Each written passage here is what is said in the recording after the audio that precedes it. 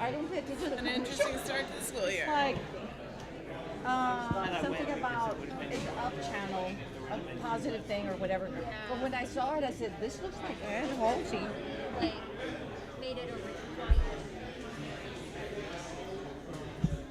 So it's single handed. And then, did you get the one for the hospital? I did.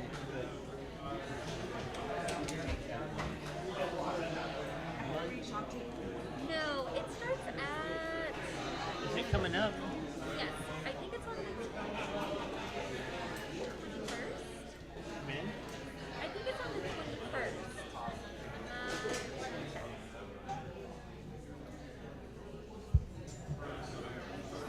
So, yes, on the 21st. So that's going to be on Wednesday. And it's from the local hospital here.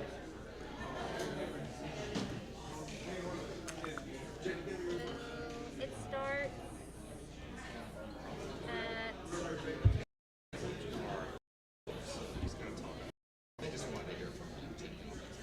at 4:30.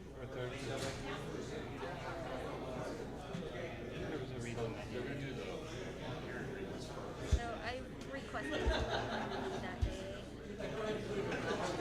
Hey, we're paying you. You're staying. Hey, it's first though. You should be done by 7. All right.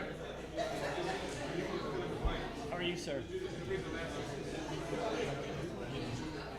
It's always a fun day.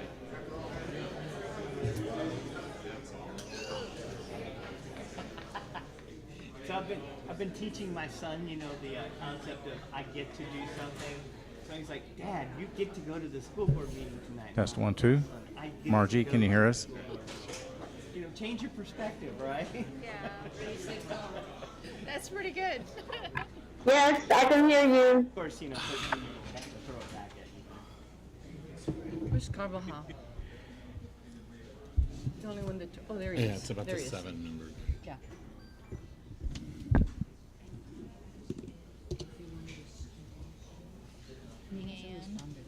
There's Margie. Hi, Margie.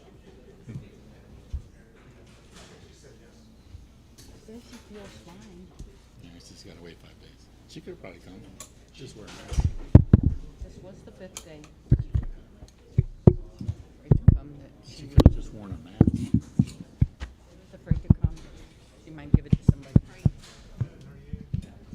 Because Michael, she's still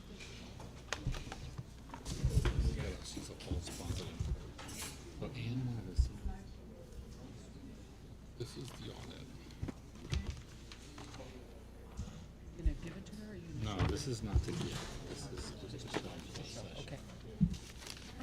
She was, She's like, wait a minute, this ain't my seat. What's Brian doing there? it's a usage. Yeah.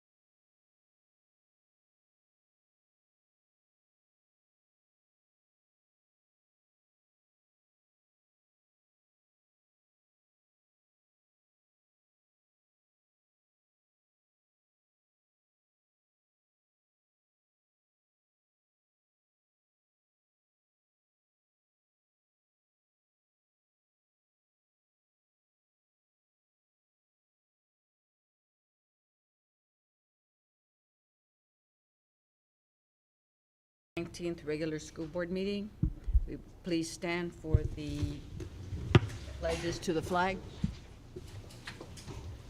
I pledge allegiance to the flag of the United States of America and to the republic for which it stands, one nation, under God, indivisible, with liberty and justice for all. Honor the Texas flag. I pledge allegiance to thee, Texas, one state, under God, one and indivisible. We have quorum. We have our 6 members present and 1 on Zoom. Ms. Villapanda will be joining us on Zoom today. For public forum, we have 1 speaker who has filled the form, Mr. Guadalupe Carvajal. Would you come to the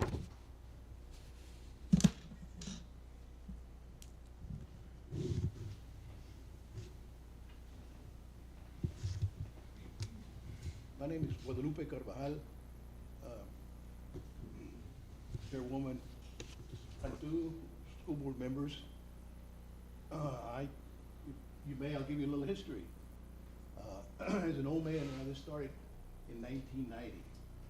The GI Forum, Veterans Organization in town, filed a lawsuit against the school district to go single-member districts. We kindly asked the district to do it. They refused. We filed, we won the case. It was settled in 91. We won it 7-0. The school district did not offer us that. You could go 4-3, you could go 5-2, you could go 6-1 or 7-0. We settled to get things moving to 5-2. We, as veterans organizations, do not get involved with the school district. We don't run candidates. We don't want to get involved with the administration or anything that goes with it. We just, as a veteran organization, all we see is the school district needed to change. And the fastest thing to make a change was to get some new board members. Why? The school district was scoring, the test scores were below state standards. Below state standards. We said, that's enough. Some changes. And that's why we did it. As far as us, all we do is raise money and give scholarships for the students of the San Marcos School District. Elections right now is a hot topic. You know, it's difficult. People are running and all the things that are going on with the election. All we're saying is make it 7-0, make it easy from a district to run. You can work it. You don't need as much money and you don't need as much time. And we do that already. We got a state senator, we got representatives, we got commissioners, the Board of Education, all of them got districts. All we're saying is it's time. After 32 years, time to go 7-0. Make it easy for people that want to do good, want to change, want to make some great changes to the school district of San Marcos. Thank you. Thank you, Mr. Carvajal. At this time, we're going to recognize some students. Dr. Cardona? Yes, if I can get Ms. Smith in here. She's coordinating all our students. We have some wonderful recognitions for kids that have done great work over the past year. The last couple of years have been interesting, to say the least, but we have a group of students, and I'll turn it over to Mrs. Debbie Smith. Hello, my name is Debbie Smith. I'm the Director of Advanced Academics. Thank you for letting me be here, President Ms. Cantu and Dr. Cardona. I have some students that I want to brag on tonight. I know how you guys like that. So what we're going to be honoring them for, College Board has a couple of different awards, and one of them is the AP Scholars. And AP Scholars, you have a yellow sheet that kind of tells you what some of those things are. But just there's 3 different levels. AP Scholar is, they have a 3 or higher or 3 or more exams. AP Scholar with honor, it's a 3.25 on all their AP exams, but they have to have taken 4 or more. And then AP Scholar with distinction is a 3.5, but they had to have taken 5 or more. So we've got some of those kids here. And then the other thing we're recognizing is the National Recognition Program. And there are several different ones of that. There is the National Hispanic, National African American, National Rural and Small Town Awards. So you're going to be hearing all of those. All right, so the first one that I want to call is Rosario Castro Rosas.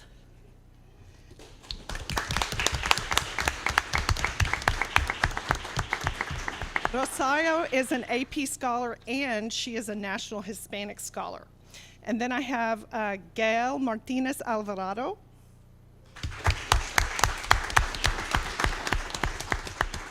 He is also an AP scholar.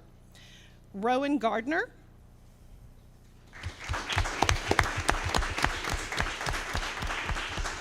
Rowan is an AP scholar with honor, and she is also a National Rural and Small Town Award recipient. Then we have Samuel Hake. I hope I said that right, Samuel. Come on up. Samuel is also an AP scholar with honor, and he is also a National Rural and Small Town Award recipient. Stephen Loy.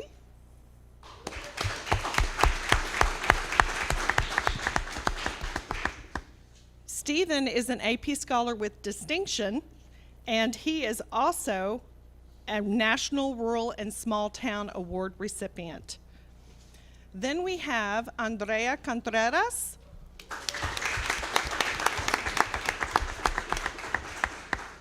She is a recipient of the National Hispanic Recognition Award.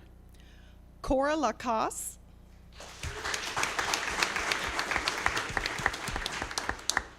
Cora is also a National Hispanic Recognition Award recipient. We have Phone Kant. I hope I said that right, Phone. He is a National Rural and Small Town Award recipient. Roan Turley.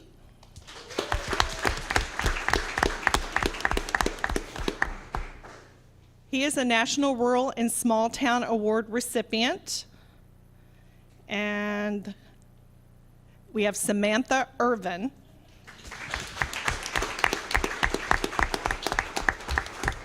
Samantha is a National Rural and Small Town Award recipient.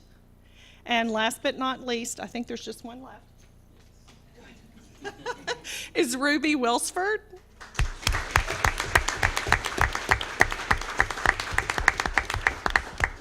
Ruby is also a National Rural and Small Town Award recipient. So let's give them another round of applause.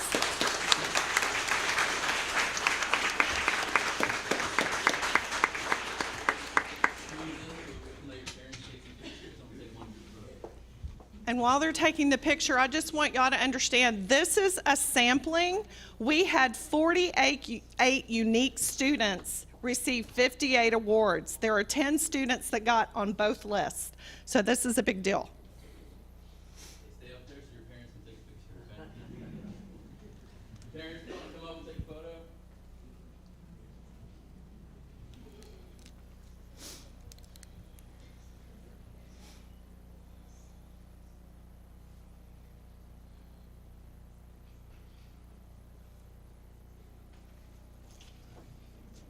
Congratulations, guys. Congratulations.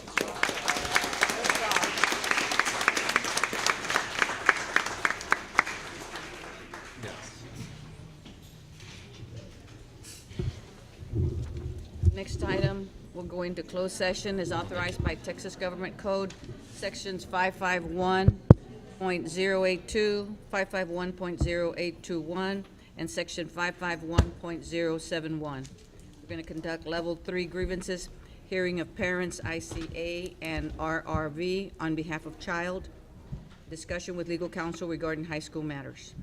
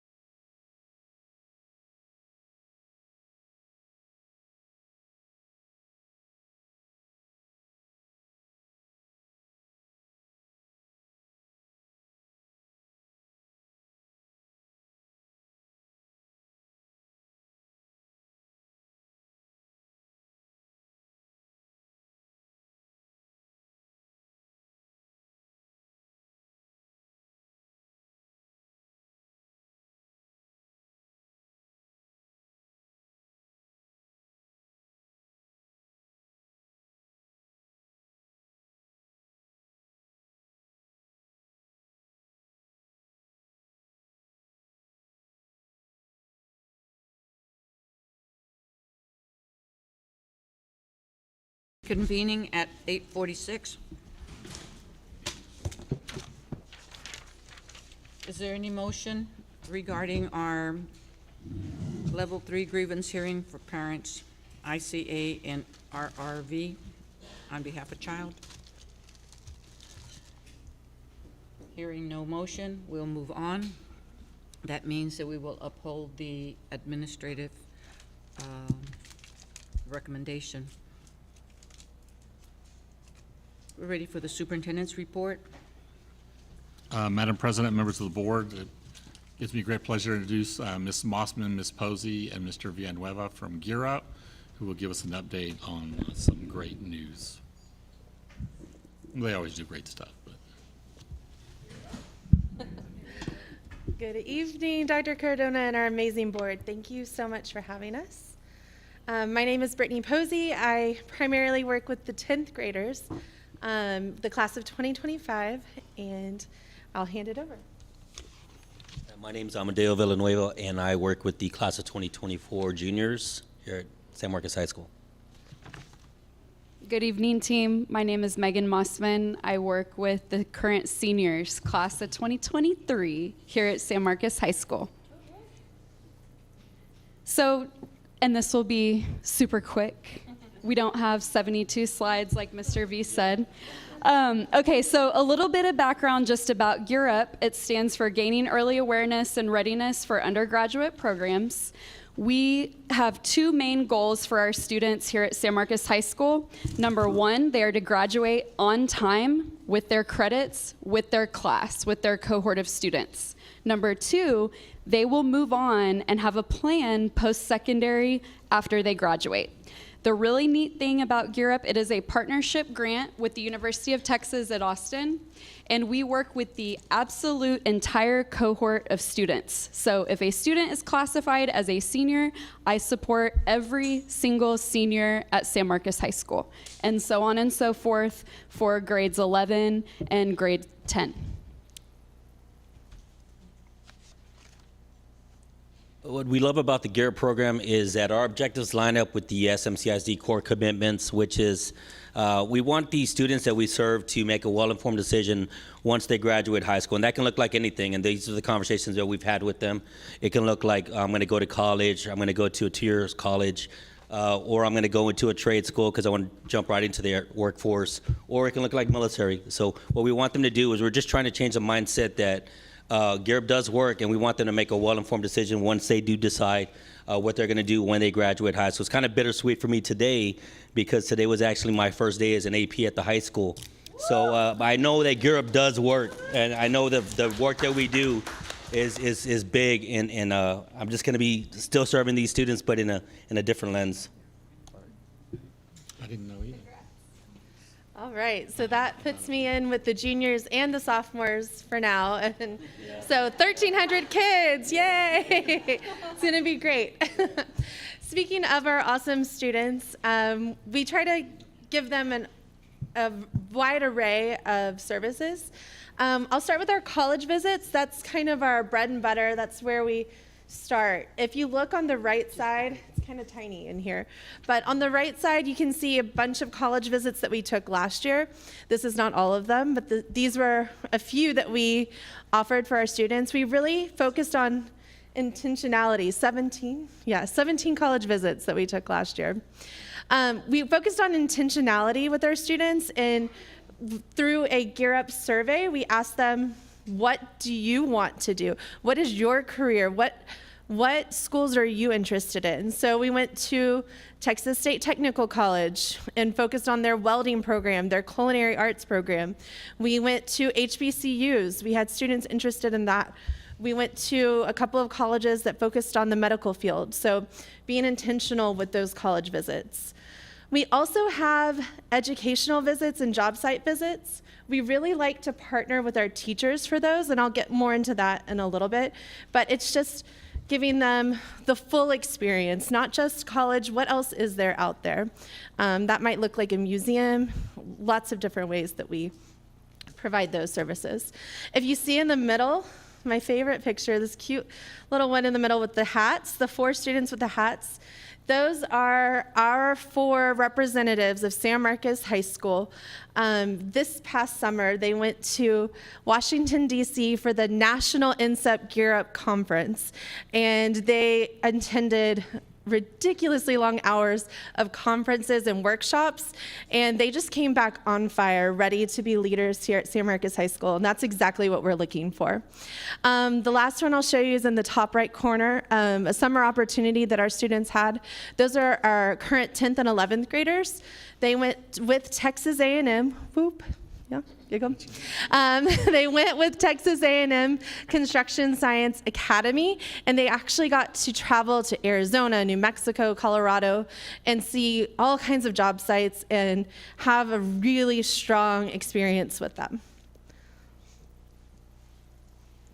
Yeah, and this is just a really small snapshot of all of the opportunities that we provide for our students. As you can see, tutoring and mentoring, counseling and advising, academic enrichment, like Ms. Posey talked about. So lately, with the seniors, I've been working primarily on FAFSA, which is coming up October 1st. We've met with every single student through their English class. I've worked with the College and Career Center, Ms. Grace, that you're all familiar with. We've presented the Big 5, talking to students about scholarships, Apply Texas, how to apply for colleges.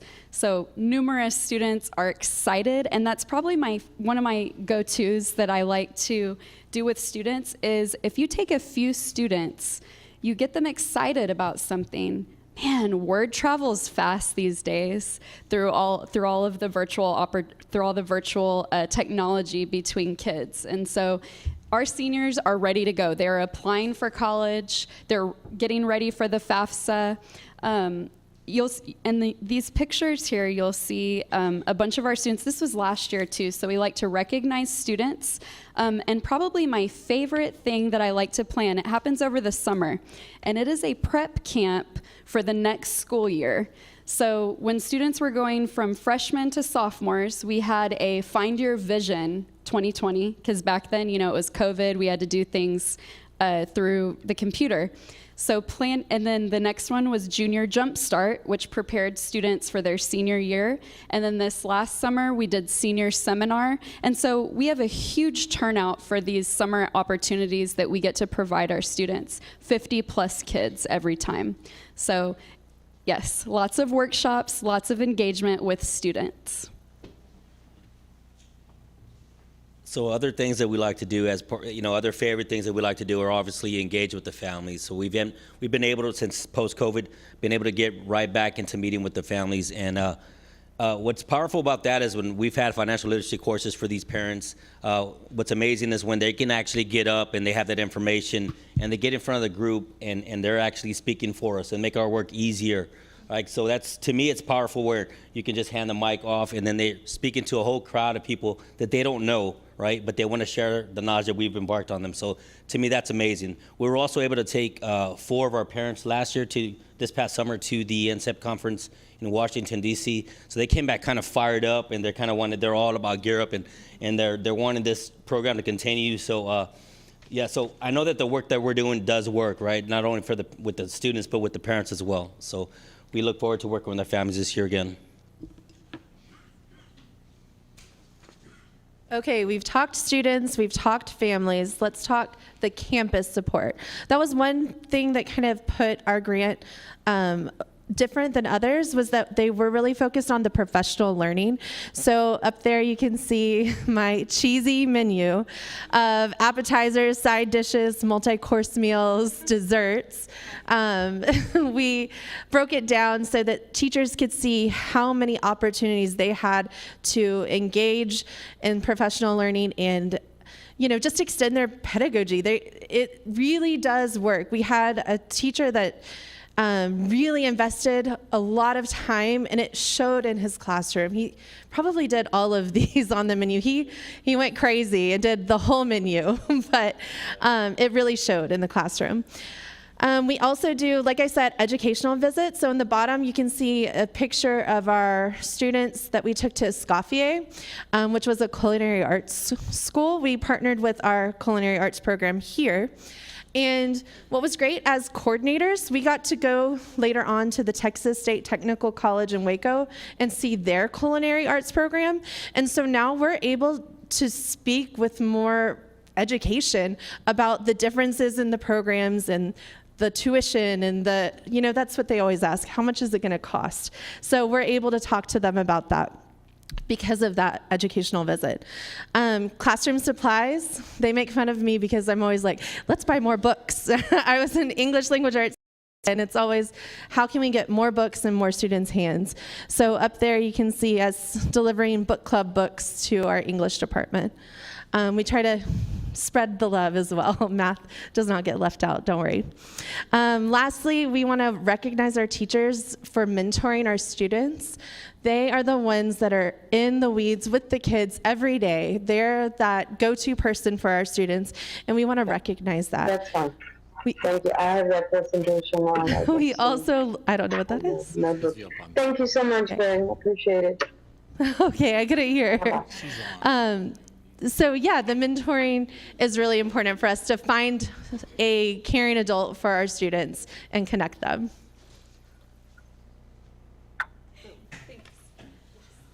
All right, so now community. We're lighting the fire here in San Marcos and beyond. Part of our grant is absolutely working in tandem and in partnership with every single one of you. Whether you're a school board member, whether you're a district member, teacher, or whether you're a community member. And so we've, last year, let's see, I think we took that photo off. Last year, we worked with CJ Odom and the Chamber of Commerce with a leadership retreat for several of our high school students. That one in the middle. Middle bottom. And then another one, San Antonio Spurs. So actually in San Antonio, they had a college fair.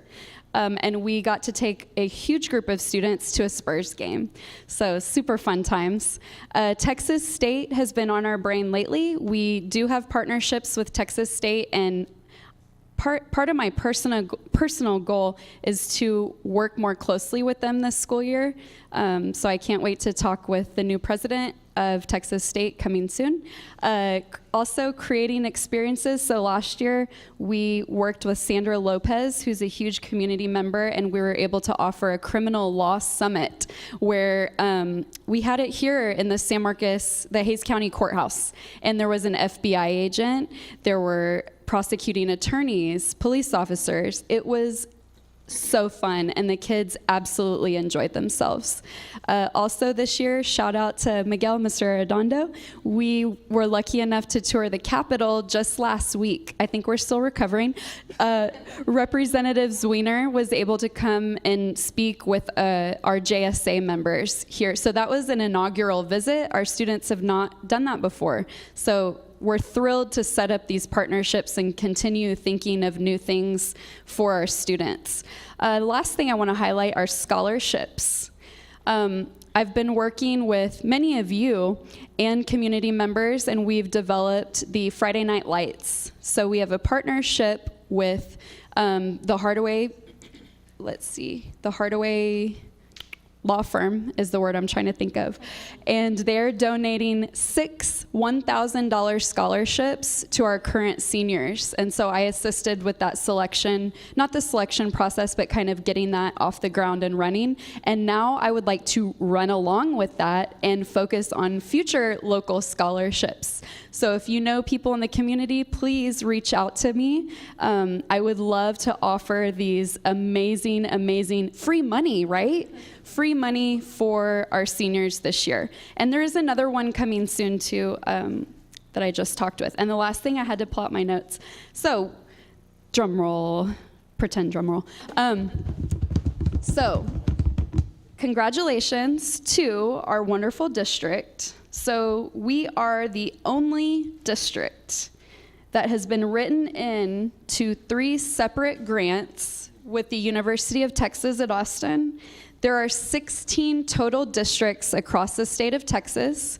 who have this amazing opportunity. And it is our district who has been selected for all 3 of those grants. And so this is just, yeah, we thank you very much. And this is all you guys. This is all of you, all of you. We could not do the work that we do without each and every one of you. And it feels like family when we get to come to work every day, and we are here for the students. And we're here to serve you all as well. So this is just a huge accolade for our entire district and community. And so we appreciate you all, and thank you for your time this evening. Thank you. Good job.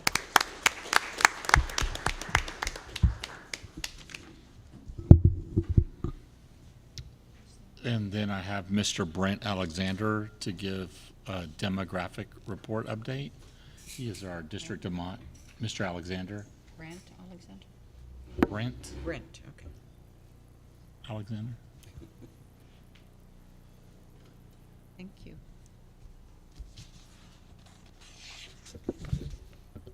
While we're pulling up the report, thank you, Dr.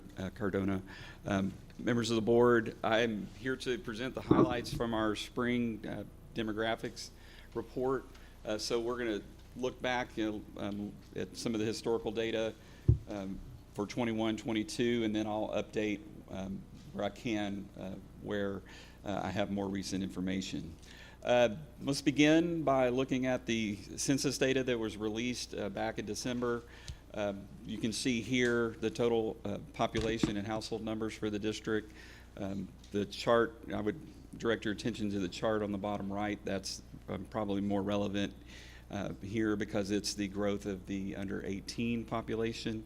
You can see from 2010 to 2020, there was a 13% increase in the population 15%, 13,000 over that 10-year period.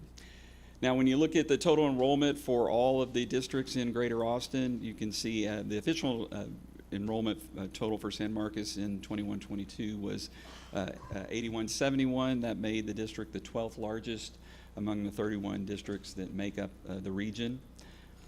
When you look at each of the annual snapshot numbers, you can see that over these last 5 years, enrollment is up a net of 81 students. That's a 1% increase. When you think back to what I showed you a year ago, from 2019 to 2020, 21 districts out of the 31 lost enrollment during the initial year of the pandemic. This year, only 4 districts in Greater Austin lost enrollment. So here in San Marcos, the total enrollment was up 2% from 2020 to, or fall of 20 to fall of 21. That was a net growth of 158 students. If you look back over these last 5 years, the 3-year average is just under 0.5%, and the 5-year average is now at 0.2%. I'll move ahead and show you the totals by attendance level. These are through, again, through last year, but the data that was provided to me as of today shows that pre-K is now at 415, and elementary is actually up to a little more than 3,600 this year, which would be a record high for the district. So middle school has remained flat, and then high school has grown to over 2,500, another record for the 4 grades combined. What you see here are the annual numbers by grade for the district. I've highlighted the largest class sizes over these last 15, 16 years. So you recall that there was a wave of growth there in that 2014 timeframe that is now aged up to the 9th grade and 9th and 10th grade. So this year, this year there is a record 9th grade class. But what's encouraging when you see, I talked about this a year ago, that behind that wave of growth, the district had seen smaller class sizes at elementary. But this year we're seeing K through 3 numbers up over 600 per class. So that's very good. And that's a trend that I'm seeing pretty much all around the state. Is a lot of the students that were gone over the last 2 years during the pandemic, they have have been returning. And a lot of those, students had kind of fallen off the radar of a lot of districts as they had gone into virtual learning for different districts or simply just homeschooled. But many of those younger kids are coming back, which is an encouraging sign going forward. It's good to see the birth rate here.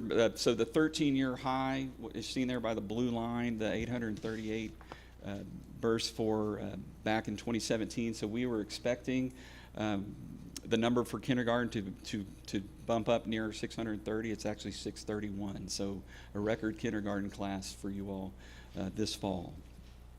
But make note that the birth rate did decline from 2018 to 2019. Those are the last 2 years that we have data. So we're expecting those at least to be near 600 over these next 2 to 3 years. Housing growth, as I'm about to show you, could boost those numbers up and keep them level where they currently are this year. The TEA releases the transfer data for all of the districts in the state in the spring. I have those slides in here that show the total of students that live in the district and attend elsewhere in addition to the students that are transferring in. You can see by the blue line that number of transfer in has tapered off over these last few years, while the number of students that live and attend elsewhere has remained about 700 students. The individual breakdown for those transfers in and out of the district are included in the report. I'm going to move ahead to our geocoding. Every year we're mapping the PEIMS data, so what you can see here are the last two data sets from each spring. This past year there were just above 7,900 students that lived within the district boundary. You can see that overall 97% of the students live within the boundary and about 3% transfer in. So that's been consistent these last 2 years.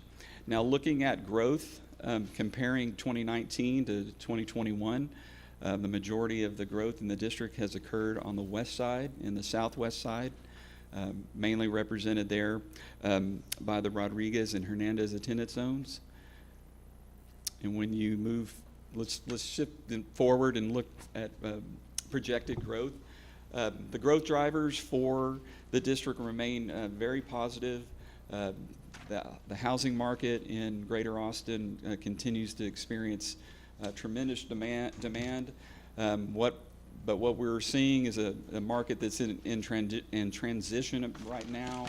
The main reason for that is over this past 6 to 9 months, we've seen the 30-year mortgage rate climb to an 18-year high.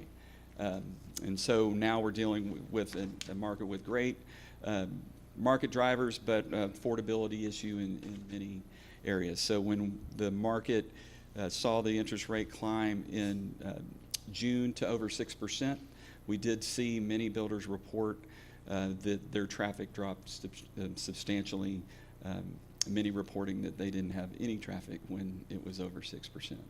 So it did decline in July and August, but it has now gone back up to the highest level that we've seen in many years. The good news is we continue to see exceptional job growth here in the region. We have seen the economy in Texas, all the major markets have recovered from their pandemic losses. So all of that is very positive. As you see right here, the Greater Austin area has now grown to 81,000 total employed, higher than where they were pre-pandemic. The Census Bureau, even though they're not releasing a lot of data, they have put out some more population numbers. This was interesting to see that both Austin and San Antonio were in the top 10 metro areas in the country in terms of population growth from 2020 to 2021. So lots of people are moving here, and the builders are building houses to capture that demand. The next section of the report, I'll highlight our counts of the residential activity in the district. You can see Here, the quarterly activity, the first quarter of 2022 was a record for move-ins in the district with 141 closings from January through March. This pushed the annual start rate, represented by the blue line, to a record high of 867 homes started. The closing line, which is more what our enrollment growth forecasts are based on, follows that, trails it by a year or so. That number's up to 328. Now this the most recent 12-month period through the end of June, there were 750 starts, and the closings have climbed to over 380. So just continuing to see that gradual increase as the builders and developers continue to put new residential lots on the ground. This slide here just gives you a heat map of all the activity in terms of new home construction across the greater Austin region. Right now, San Marcos ranks 13th in total number of activity. Now, note in that table all of the active adult subdivisions in different districts are included in those numbers, where in everything I'm showing you outside of this slide, we removed subdivision like Kissing Tree. So the main drivers of the growth here are the Trace subdivision, Cottonwood Creek, Lacema, and Millbrook Park. D.R. Horton is the builder there in Cottonwood Creek and Millbrook Park. As you know, they have a showroom under construction here, and they have really, the largest builder in the country has showing a lot of confidence here in San Marcos. So the activity that's been occurring over the last year has mainly been in the Rodriguez attendance zone, the Bowie and Hernandez elementary zones. The Rodriguez and Hernandez zones feed into Miller, and Bowie into Goodnight. So you can see the Miller attendance zone had over 500 new homes started in the last year. What's being built across the district mainly is priced from $250,000 to $400,000. Most of them are considered your entry level and your first move up value type homes. We are seeing the square footages get smaller in some cases, so that's impacting the yields. I've got a slide coming up on the student yields, but you can see overall the values continue to climb. The median base price offered in the district is now over $333,000. The number in June that's climbed to about $360,000. So the values continue to rise both here in the district, and you can see in the region as a whole, to where the median new home in Greater Austin is now at $425,000. Now, looking at the lot supply, these numbers here are as of March. You've got over 600 homes that were in production, nearly 700 that were finished lots with nothing started on them yet, and another 600 plus that were under development. And then there's over 16,000 additional lots on paper. So the maps that are in the report, and I provided Dr. Cardona with a larger map of all the development so you can see these in more detail. But if you look across the geographic entirety of the district, you can see all the blue platted subdivisions. So this totals over 18,000 single-family homes that are planned. Make note that there is a developer that is working. They've acquired over 3,200 acres at 130 and 80 for a large mixed-use development. I'm waiting to see the plats for that to see how much of it crosses into San Marcos. But I think most of it will be in Lockhart, but it's potential that it could see some over on the east side of the De Zavala attendance zone.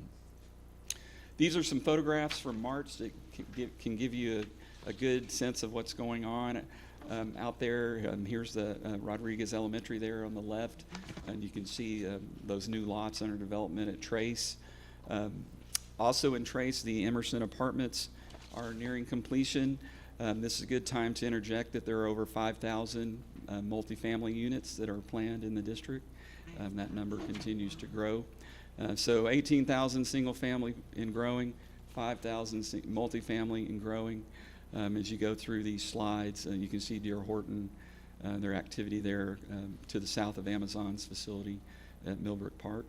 And then over near Bowie, the Cottonwood Creek subdivision. Look at all the slabs that they have put on the ground there. Some of the apartments that are coming in are on Redwood Road. You can see the Redwood there on the left. Those are about 300 units for the 1,900 Redwood apartments. And near just to south of Redwood, the Flats 512 apartments, over 300 units are under development there. And then just out of the picture, there's another 300 plus apartments that are nearing to delivery at River Place. So up in the northwest, you can see a portion of the district, the lots in Lacima. They continue to develop more lots. So what this means for the district going forward, as of the spring, we were looking at about 700 to 800 starts per year.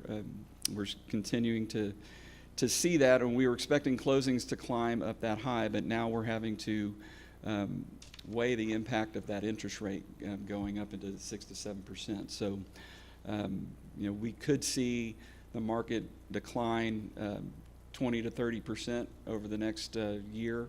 What that really means for you all is that this closing rate may stay around 400 as opposed to climbing to 500, but we'll have to see where it ends up, but we do know that 6% seems to be the threshold that has reduced some of the demand across the region. Now, in terms of yields, what are all of these houses producing? Right now, the overall yield generally is staying around 0.5 enrolled students per home, but if you look at the newer subdivisions, the yield is lower at 0.34. This is not unusual. We are seeing more neighborhoods that have, as the homes are smaller, the lots are smaller.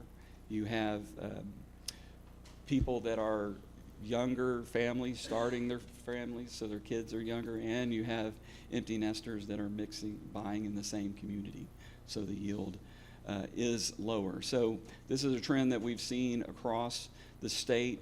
When the builders were producing subdivisions with 60, 70 foot, 80 foot wide lots, the yields were up or in the 0.7, 0.8 range. Many of the districts in this area are seeing their yield in the 0.5 to 0.6 overall range today. But it is interesting, I talked to this point last year. Look at the northern section of Cottonwood Creek where it's more established, the yield's 0.7. Look at the southern side where it's more 0.5. That's where I talked about more as those families mature, more kids enroll as they age in place there, and that yield does come up. Apartment-wise, though, we're still seeing about 0.14 enrolled students per unit. The number of students living in the apartments did increase. The number of units also went up, but it's still the majority of the apartments across the district, as you would expect, do have college students in them. So the families that are buying in here, the yield is lower. But many of these newer type apartments, the yields have been pushing down towards the 0.2, so that's just a little bit lower than typically what we see. All right, so what does all this look like going forward? As of today, I believe the district is at 8429. So I'm happy to report it's right on schedule with the moderate scenario that you see there represented by the blue line. We were expecting it to be in that 8,400 plus range this fall.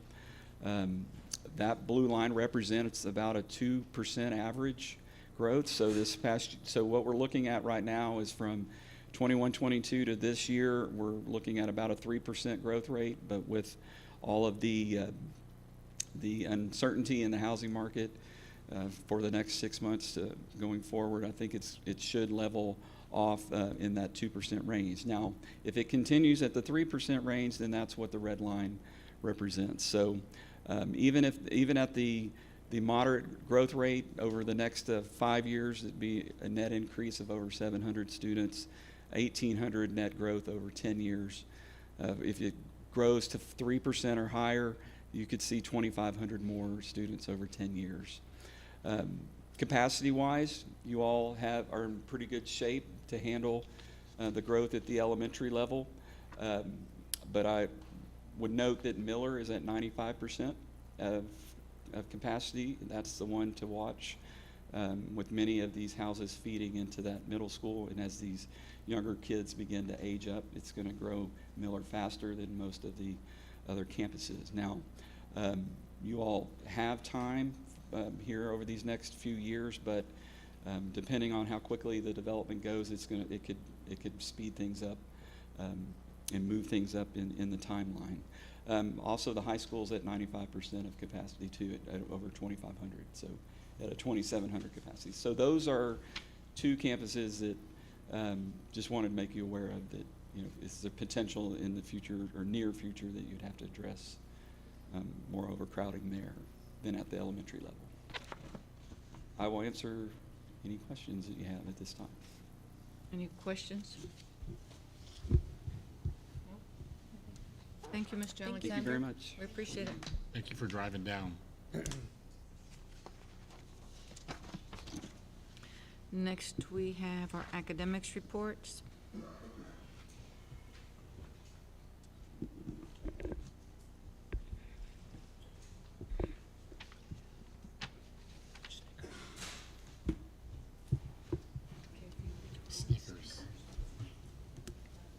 Good good evening, board members and Dr. Cardona. I'm Pam Thomas, principal of Bowie, and I have with me Edna Pettis, our new assistant. So we are going to present to you this evening, have a brief overview of our data presentation.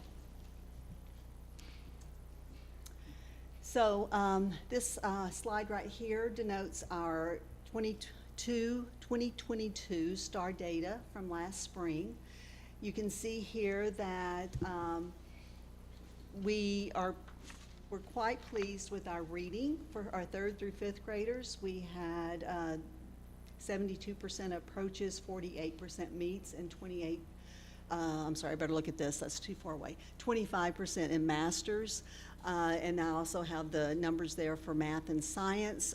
You do notice a huge discrepancy between our reading and our math in all categories. As a result of that, and looking into the data, we have made adjustments for that for this year. We attribute some of that from last year. We really focused on reading and had a big push at reading because we know that reading underlies all of those tests. And so while we were quite pleased with the progress that our students made in reading, of course, then math fell off. So again, we've made adjustments. So for this year, during our Champ Camp time is when we accelerate our students. And so this year we have decided that Monday, Tuesday, and Wednesday will be primarily focused on reading, with Thursday and Friday students getting the math support that they need. Okay, yeah, that's fine. Sure. So as we looked at goals for the coming year, one of the things we wanted to focus on was increasing the number of students who are performing at meets and masters. And we did do some work in our Champ Camp, focusing on, like, we targeted students who we knew should be at meets and masters, and then the kids we saw that had the potential for that. And we saw some positive effects of that work, but what we want to do differently this year is identify those kids earlier on and really kind of track and make sure that they're on target to meet those goals for the end of the year. And we know that we can increase the of students across all of our groups to see a higher level, a higher number of students at meets and masters. And so one of the ways that we want to do that is we want to focus on developing the critical thinking skills and a lot of goal setting and feedback for students with the goal setting as well.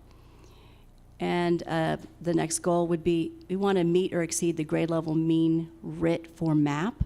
So we know that the MAP is a screener that we give 3 times a year, and there are national norms for the assessment.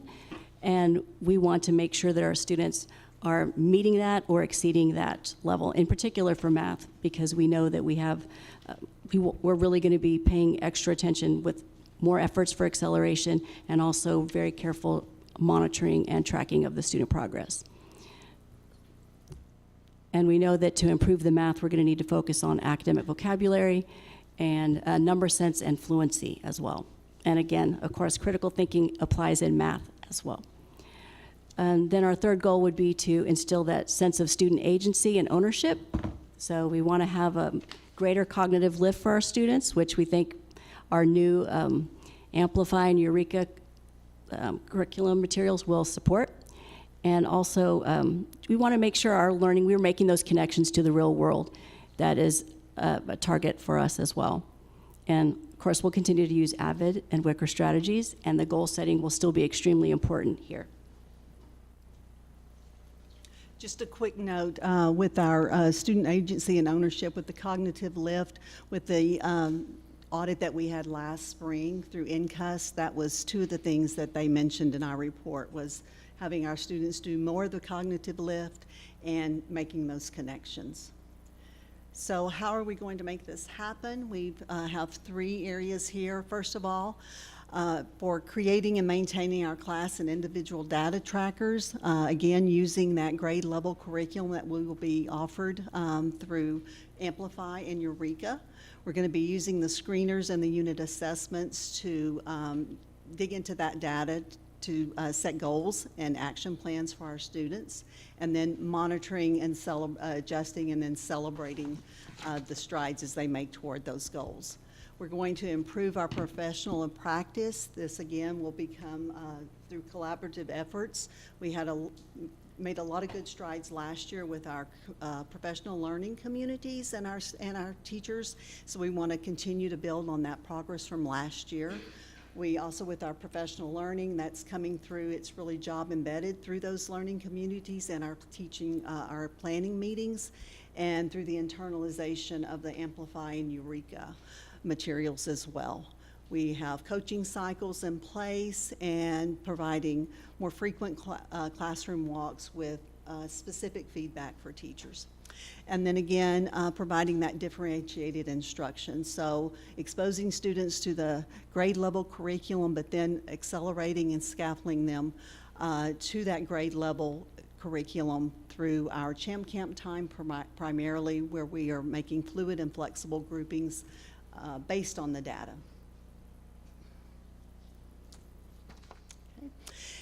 Campus support, again, we feel like a lot of the support to our teachers and then that trickles down to the students is that support in the new curriculum and the internalization of that. So we'll be doing that through frequent classroom walks and specific feedback. That also comes through with our coaching, with our professional learning communities and our planning days, and supporting the teachers with the new materials and resources to implement Amplify and Eureka. Support from the district admin would be that continued support from our district instructional specialist with the internalization of that new curricula. And again, we welcome campus walkthroughs and feedback from district personnel as well as we all continue to grow. An additional need from the district would be to follow up with the professional learning for Read 180, System 44, and Do the Math. Those are new programs that we are implementing with our special students with special needs. And as you know, that is a sub-pop that we continue to need to accelerate those students. And so we're excited to be able to have the opportunities with those new programs for those students as well. So we'd like to say thank you for your continued support. Our motto at Bowie this year is believe, build, and become champions, so that by the time they get to the high school, that they are graduating on time with their cohort and ready to take on the world. So, Thank you. You're welcome. Questions? I do have one question. Yes. Unfortunately, since you're the first, I'll ask you. Okay. Why do the STAR test scores not total 100%? Pardon me? In the categories for STAR, there's approaches, meets, and masters, and the totals for those are not 100%. So can you explain that breakdown to us, please? I will try. That is my data person. So I'm there are students that did not count, so that they may have, okay, so that we had hold on, let me get it here. We have our snapshot date right in October, and so then we have those kids that tested in March or May, and then once the data was cleaned up, some of those students did not count for us, and I believe that could be the reason that they are, oh good, I've got Beth, a real data person coming up here, that it does not add it to 100%. Is that a little bit close? Yes, that's along the line. So, Okay. so of Ms. Thomas's students at Bowie, the only students who are reflected on the data are the ones that are approaches and higher. So the ones who are not included at the approaches level would have been at do not meet. So if you combine the do not meet with approaches, that is 100%. And then from the approaches, certain students from that group then also score at meets. So that students are included there as well. Okay. And then you have others that are at the master's level. So your master's students show up in the approaches, the meets, and the master's percentages, and it goes from there. That maths. Thank you. So, Thank you, Ms. wait, Nash. Ms. Oh, Nash. sorry. Sorry, can you, so just to clarify what that means, if I've got this right? So it says all subjects approaches 58%, meets 32%, masters 16%. That means that 58% of the students approached passing, which means that. Which means if there's 58% that are at passing, you have then 42% who did not pass. Right.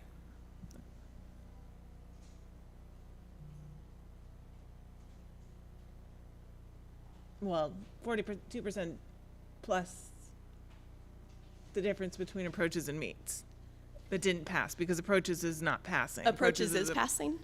What? Approaches is passing? By which standards? I mean, by the state standards. Approaches is considered a passing rate. Right, in terms of giving us a grade, right? But it still approaches, it's not actually meeting. I mean, With this way the state's looking at it, when we have the House Bill 4545 requirements for those students who did not consider to be where they need to be, that's only those students who are not at the approaches or above level. Many years ago, with all the STARS redesign, there was talk about we're going to bring out approaches, meets, and masters, and in X number of years, we're going to shift it where now they have to be at the meets and above. That change hasn't happened yet. The state's redesigning the accountability system this year, actually, and we'll have more guidance later on in the fall. But for right now, for accountability purposes, approaches is okay for this state, but the kids, we know, still have some gaps before they're actually where the state wants them to be long-term. okay, so then I know this is getting a little theoretical, but as a parent, I read that, right? And I say my child is approaches. My child is not meeting the standards. My child is approaching the standards, right? Yes. So at the school level, if the student approaches, we move them on to the next grade level. If they don't meet to the approaches level, if they do not pass at that, are they held back? The state's removed the SSI requirements that used to be required for 5th grade and 8th graders, that there were multiple attempts to take the STAR assessment, and they had to take it once in April. If they didn't pass that one, there was intervention provided. They took it again in May. If they didn't pass that one, they then would come to summer school and take it a third time. If they still wouldn't pass that one, we would typically have grade placement committee meetings to discuss all of the data around the student to determine what are the next steps. When COVID came around, those SSI requirements have been removed, and they've stayed removed. So at this point, STAR is not the only determining factor that impacts retention of a student. That's a campus-based decision looking at multiple data points. Great, thank you.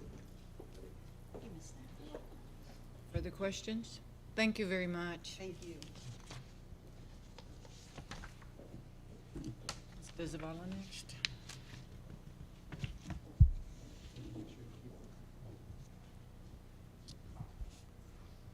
And you said Mallory's gone home, so then we just have good night.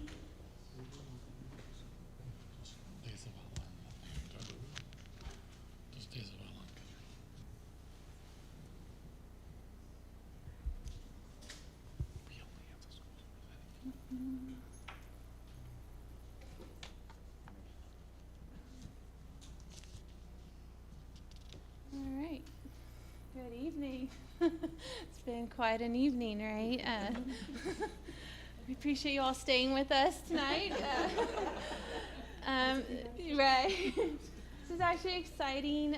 I'm up here. I'm Nicole Risu. I'm the principal at Desville Elementary, so thank you all for being here with us, and I get to stand here alongside my assistant principal, Suzanne Perkins, And I think you see it in our crowd tonight that just we're all here for each other, and we have really strong teams supporting each other, which is what is needed in order to get the good work done, right? All right, so looking at our data, those green boxes underneath numbers are supposed to show an arrow, but for some reason it's showing a box, so there you go. 2022 STAR data, in order to move forward, we got to look back at last year. And so we spent a lot of time in May and June and July talking with our campus instructional team and also our campus improvement team to make sure that we are really focused this school year to bring those scores up, and like what you were talking about, getting our meets and masters much higher. And so just so you know, we did show a lot of growth over the school year last year. Every area except for approaches in science had significant growth, including our meets and masters. And so we are proud of how far our students came last year and how much hard work our teachers and families did in order to support our students. But it's really like fueled the fire for this school year to really move forward even more. And so what are our goals? Our goals are to have a culture of high academics across the campus, targeted Tier 1 instruction, and acceleration for all students. And these are really aligned with our district core commitments. And so when we sat in the summertime, we talked about what those core commitments look like at Desavala, and when we got the NQuest equity audit, like what Bowie was talking about, is really like aligned to have an outside entity come in and see all the great things that were happening at DZ, but the areas that we knew that we needed to grow. And so just really building on this idea that all students, teachers, and the entire Desavala community believes that in high expectations for our students. And how we're going to do that is that we're going to have constant communication with all of our stakeholders.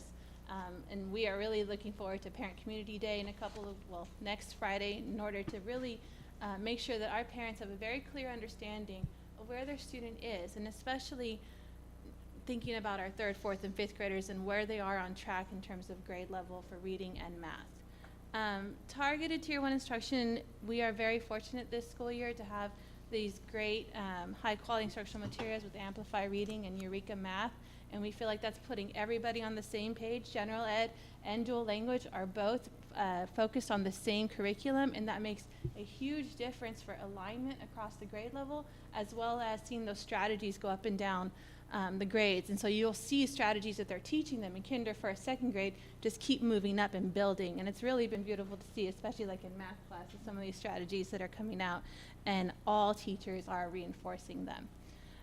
And the goal is for students to experience deep engagement with their learning. That means that not only are they learning, but they actually find worth and value in what they're learning. And that's what we want from students, and that's what we want from school. We want everyone to feel that when they leave each day, today was a worthwhile day, and I learned information that I need to move forward in my life. And then acceleration for all students. We want students going from not passing to approaches to meets to masters, yes, on STAR, but we also want to make sure that we're closing those gaps for those that really need the targeted instruction. And so in order to meet these goals, we have steps, and that starts with that Tier 1 instructional alignment, like I talked about a moment ago, making sure that our curriculum is aligned and that our instruction is driven by data, which means that it is looking at how the kids do daily, weekly, on assessments, and pulling all those pieces together to make sure that we are on track for grade level proficiency and beyond.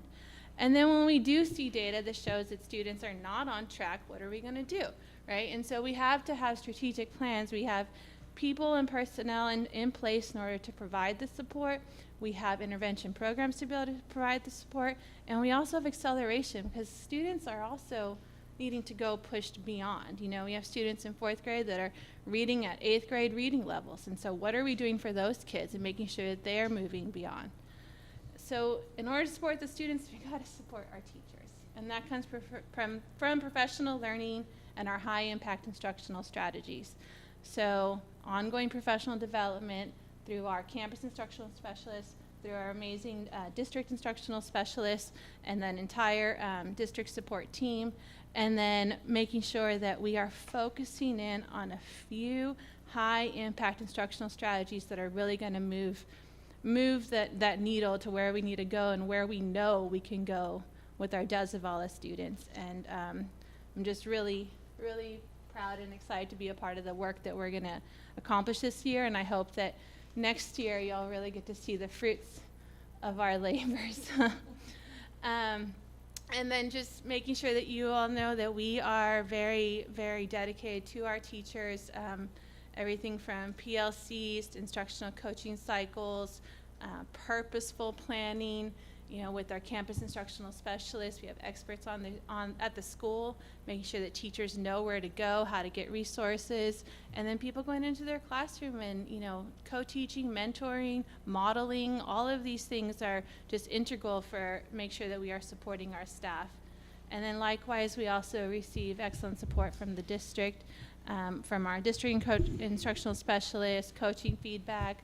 Had some great one-on-one coaching meetings with the Office of Academics, focusing on those keys and those look-fors in our instructional materials. And so all of this is to say is that Desivala feels very prepared this school year to make sure that we are supporting our students, our families, and our teachers in order to keep on moving up. Questions, anybody? Questions? Thank you very much. Thank you.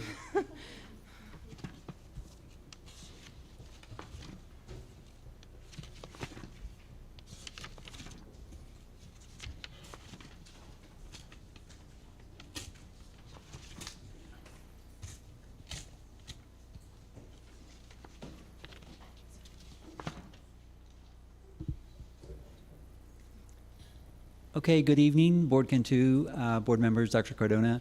Thank you for sticking around a little late this evening. Appreciate you giving us the time to talk about our academic plan for Goodnight Middle School. Before we begin, I just wanted to introduce our team, or actually let them introduce themselves. I'll start with me. My name is Mark Salvarez, principal.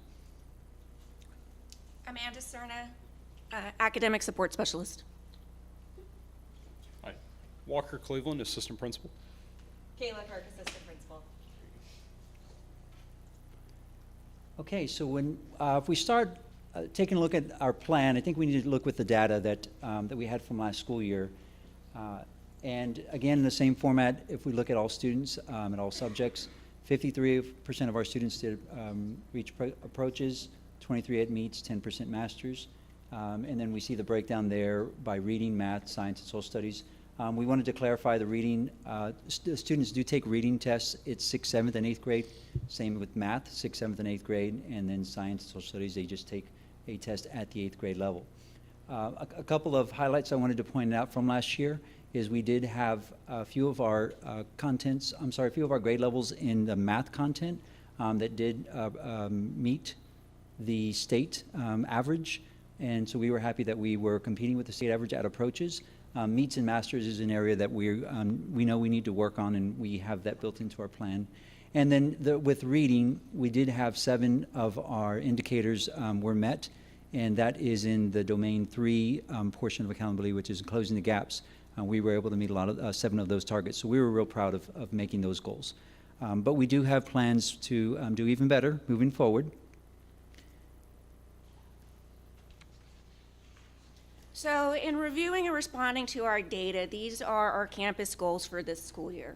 So we want to first develop academic rigor, build capacity, and then obviously strengthen student self-knowledge. So in our first goal, inquiry ties in to our AVID strategies. We want students to continuously ask questions and dig deeper into their learning. By developing effective lesson plans, admin, we are and have committed to reviewing our department lesson plans on a weekly basis and providing feedback to teachers so that they can be more effective in their capacity. And then obviously we are looking at data to drive our instruction. Building teacher capacities, this relates to teachers and, from their perspective, we have incorporated ongoing professional development and feedback for teachers. We have built in time into our master schedule so that teachers have time to learn with each other, built within their workday. And then we want to include not only SEL mentoring, but we are also going to start implementing academic mentoring between teachers and their students as well. And then finally, we're going to continue to use our AVID structures as we are a nationally demonstration AVID campus.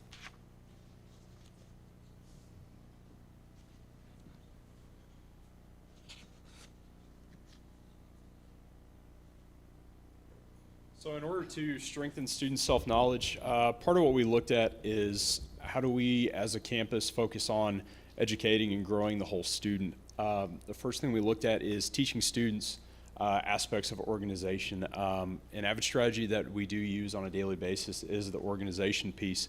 Every student is receiving a planner, and we frequently incorporate our interactive notebooks. What this allows us to do is teach the students, have the organization, have the awareness of your academic progress, as well as where you're at as a learner and where you're going. From there, we have the daily Rattler ready time. We're utilizing this time every morning in order to ensure that our students, first and foremost, have an adult that they check in, they build a relationship with, and they build community amongst a group of students that they see every day. And then from there, emphasizing those social and emotional learning lessons that then students start to build that self-awareness and start to practice self-regulation, advocate for their needs, and really grow as an individual who can go on and be someone that knows what they want, but more importantly, knows what they need as a learner.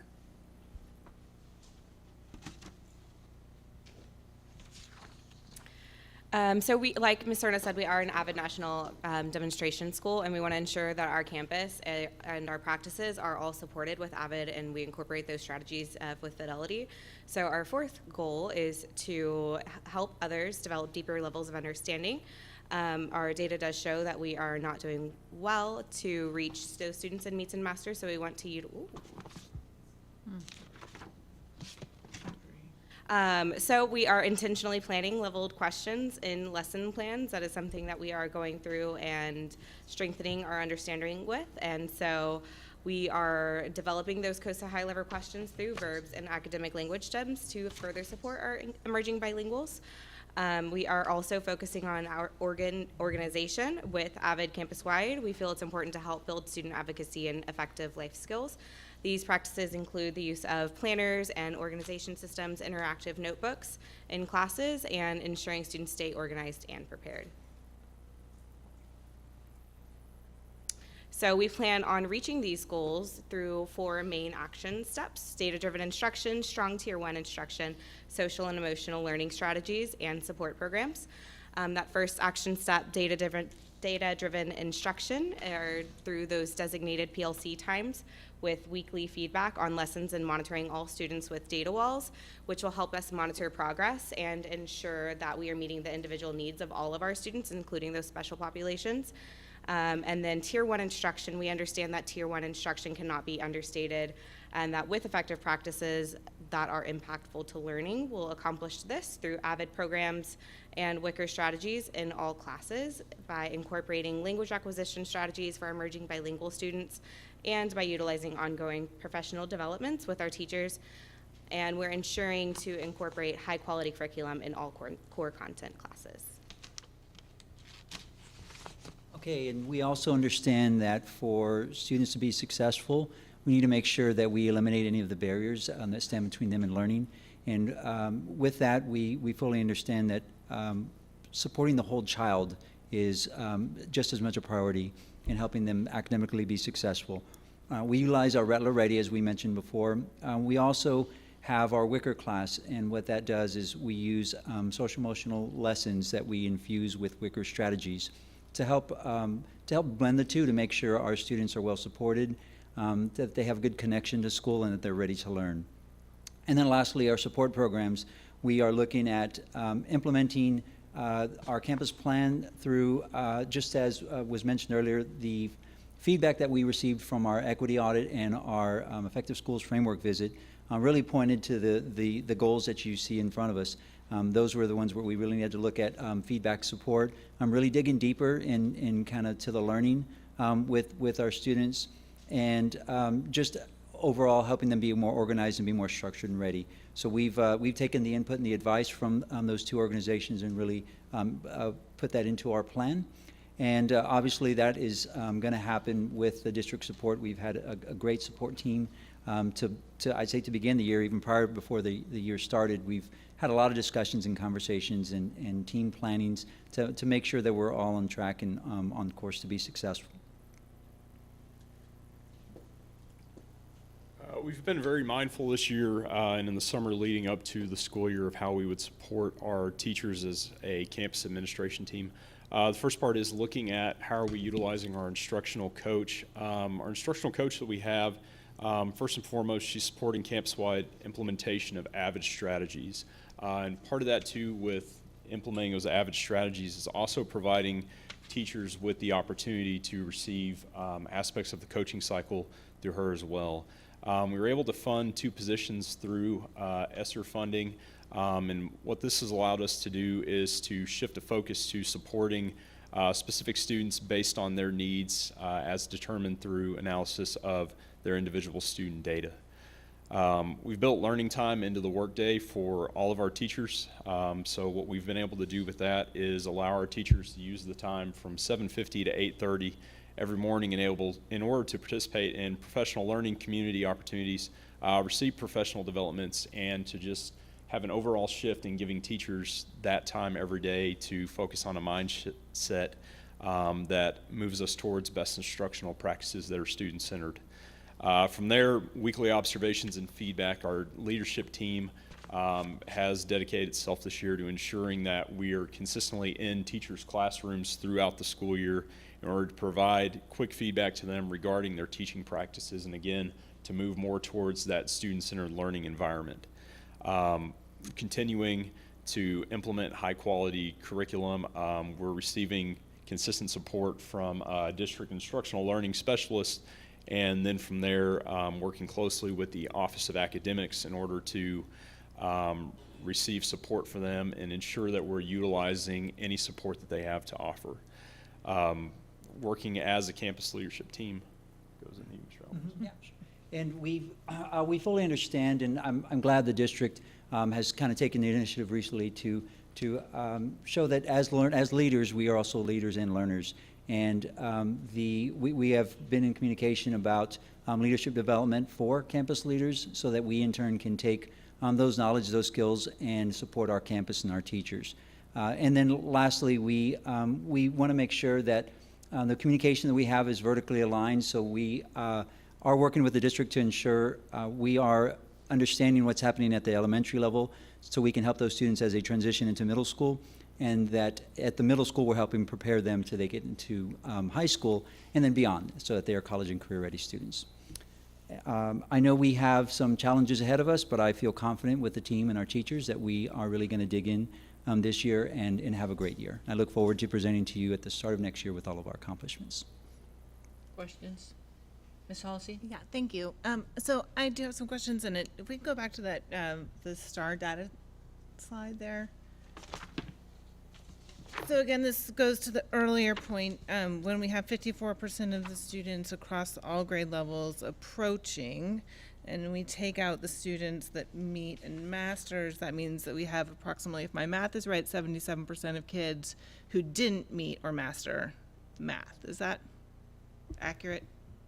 At the math, so we're talking about at the math level 6 through 8, 18% meet, so we're talking about 82% of our students did not reach the meets level. 82%, okay. 82% did not reach the meets level or above, so I was meets or missing the masters. 5%. Okay. Yes, ma'am. So, so then if I look at this and the data is not disaggregated here, so it's difficult, but if I looked at it, I would assume under math that 6th graders are taking the 6th grade math test, 7th graders are taking the 7th grade math test, and 8th graders are either taking the algebra EOC or the 8th grade math test. But sitting where I sit, I know that's not the case. So can you explain to me what students are taking which tests in this number here? Sure. For this data, our 6th graders took the 6th grade STAR. If you were, I think you get kind of to the wording, there's different wording there. So there's like our academic students, which are kind of like our on-level, took the 6th grade STAR. If you were in a pre-AP, considered a pre-AP class, those students took the 7th grade because they were exposed to both 6th and 7th grade TEKS. At the 7th grade level, all of our students were given the 8th grade STAR, except those that were in that advanced track, which as a 7th grader, you went into Algebra 1. And those 7th graders that were in Algebra 1 took the Algebra 1 test. And then at the 8th grade level, our 8th graders were given, it's Algebra 1 for all. So Algebra 1 students took Algebra 1 minus that group that was already advanced. They were geometry students, and they took the 8th grade STAR. Okay. So did anybody take the 8th grade? The only students that took the 8th grade STAR are the students who are the most advanced. No, ma'am, I'm sorry, 7th grade, all 7th grade students took the 8th grade STAR. I'm sorry, the only 8th graders who took the 8th grade STAR were the students in 8th grade who were the most advanced. 8th graders that took the 8th grade STAR. Had already passed the algebra, EOC, and taken geometry. Yes, ma'am, the geometry, that they were placed in geometry, they took the 8th grade STAR. Okay. But we had 6th graders taking the 7th grade as taking the 7th grade The 7th grade STAR test. Yes, how ma'am. many of the 7th grade, how many 6th graders are actually taking the 6th grade test versus taking the 7th grade test? I think our numbers are close to 1/3 and 2/3. So I'd say about 1/3 of our students were in that advanced track, which were taking the 7th grade STAR, and the remaining were on level. Okay, and how much of your math scores figure into your campus grade?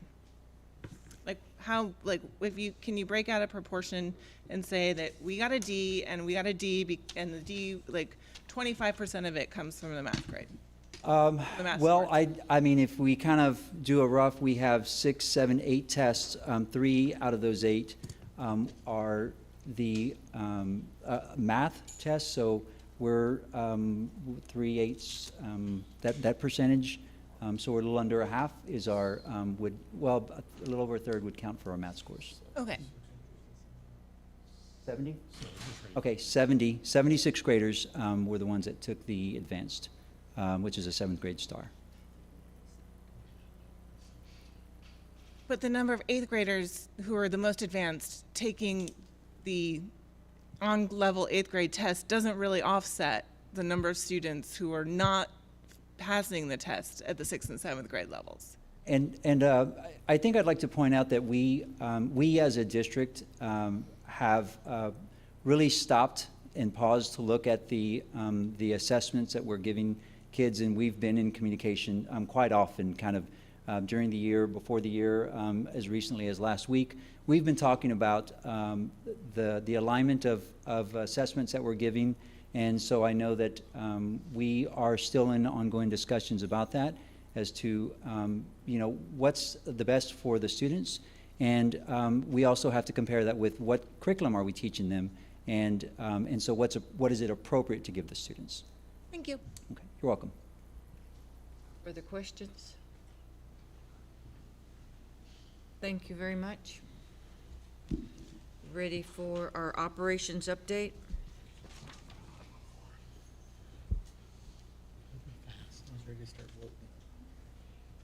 I got all my motions ready,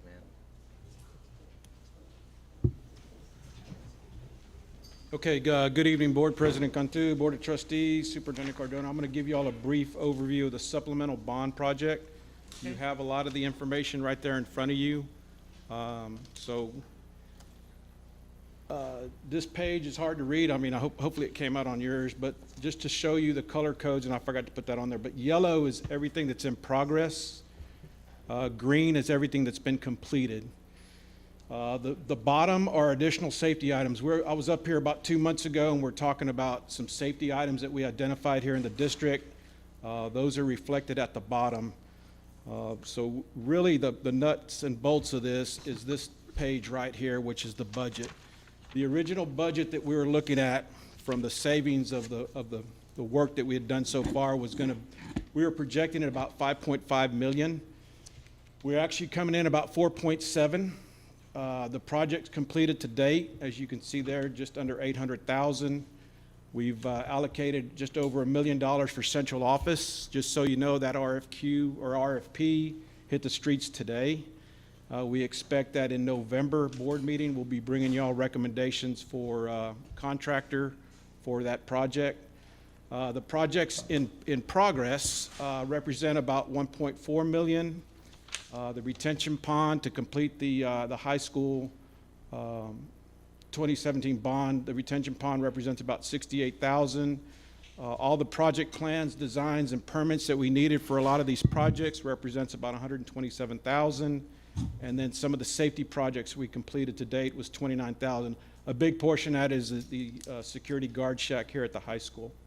So that totals all about 3.5 million, which leaves us about 1.1, just under 1.2 million.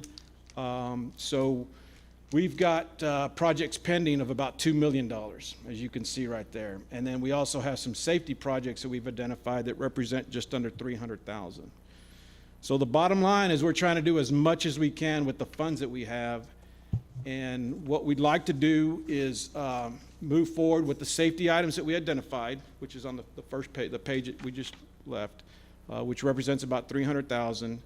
And then move forward with about 750,000 of the projects that we've identified early on, which they're listed right there. The Desavala fencing, we have to complete that because we've already ordered the playground for that campus.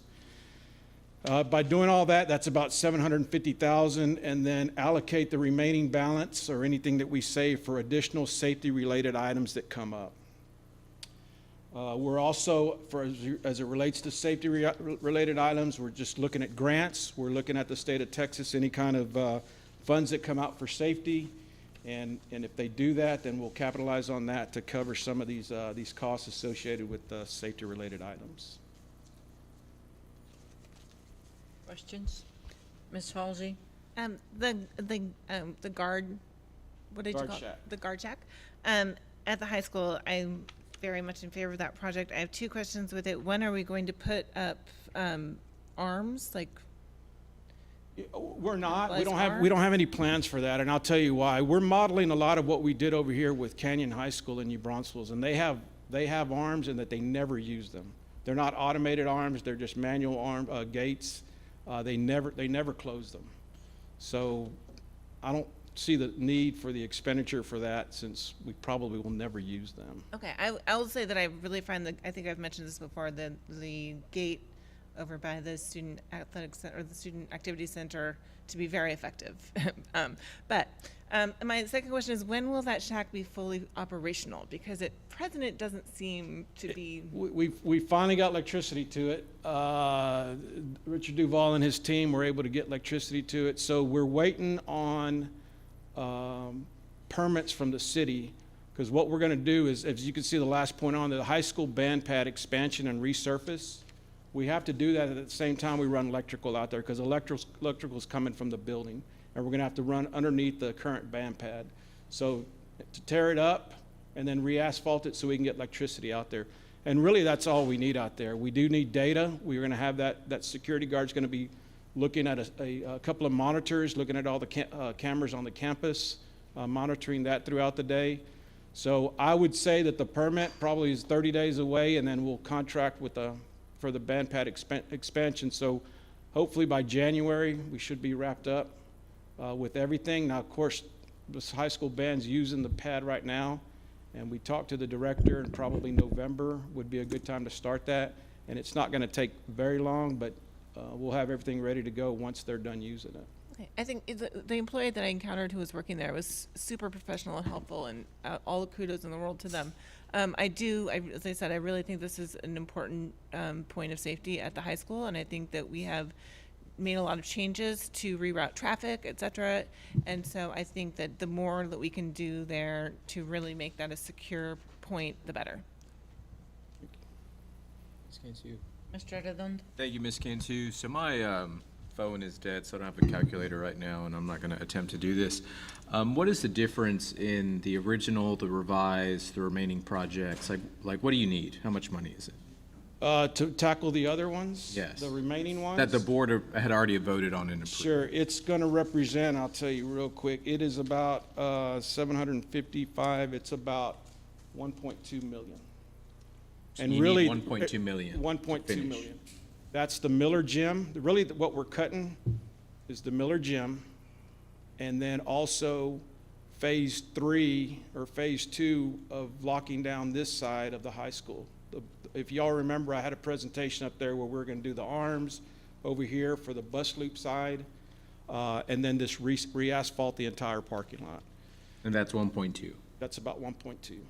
And that's what's been cut or not funded as of right now. It's for future development, for future consideration.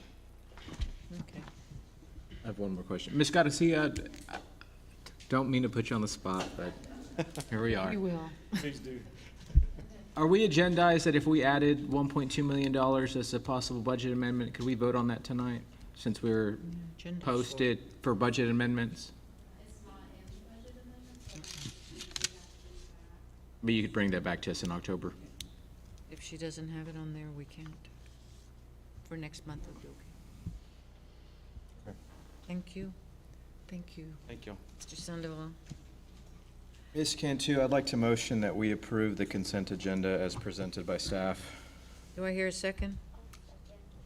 Ms. Mejia seconds. Any questions or discussion? All in favor of the motion, please raise your hand. 1, 2, 3, 4, 5, 6. Do we know if Ms. Villapando is voting? Ms. Villapando, are you there? She muted. Ms. Villapando? Got 6. Let's say we keep it going. I'm voting. There she is. We're voting on the approval of the consent items. Are you voting for or against? I raised my hand. Are you not, there's my. Have your hand raised, we can't see you. Okay. Well, I'm above the presentation. But anyway, okay, I'm voting for. Voting for. 7, 4, 0 against. Moving on to items for action. Board of Trustees, item number 1, discussion and possible action regarding consideration of 7 single-member districts. Ms. Cantu? Mr. Redondo? Thank you. I'm going to try and knock out both of these items. I move that the board reactivate the SMCISD trustee redistricting committee and direct the committee to make a recommendation for a 7-0 single-member district plan and to solicit community input and feedback regarding the plan in preparation for the 2023 ISD school board election. Do I hear a second? Can I? Second. I'm sorry? Can I get clarity on the motion? It is to advise them not to evaluate a 7 single-member district, but to make a 7 single-member district plan? Read your motion. He's got it written down. So a motion to reactivate the committee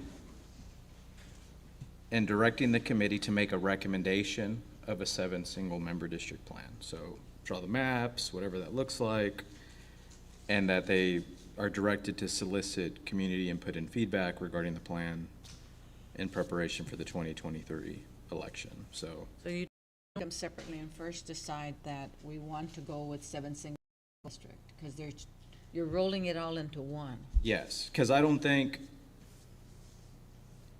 Which doesn't I mean, allow- personally, I think it shouldn't, the committee already made a recommendation one time. Right. And we voted against the Last January. recommendation of 7-0.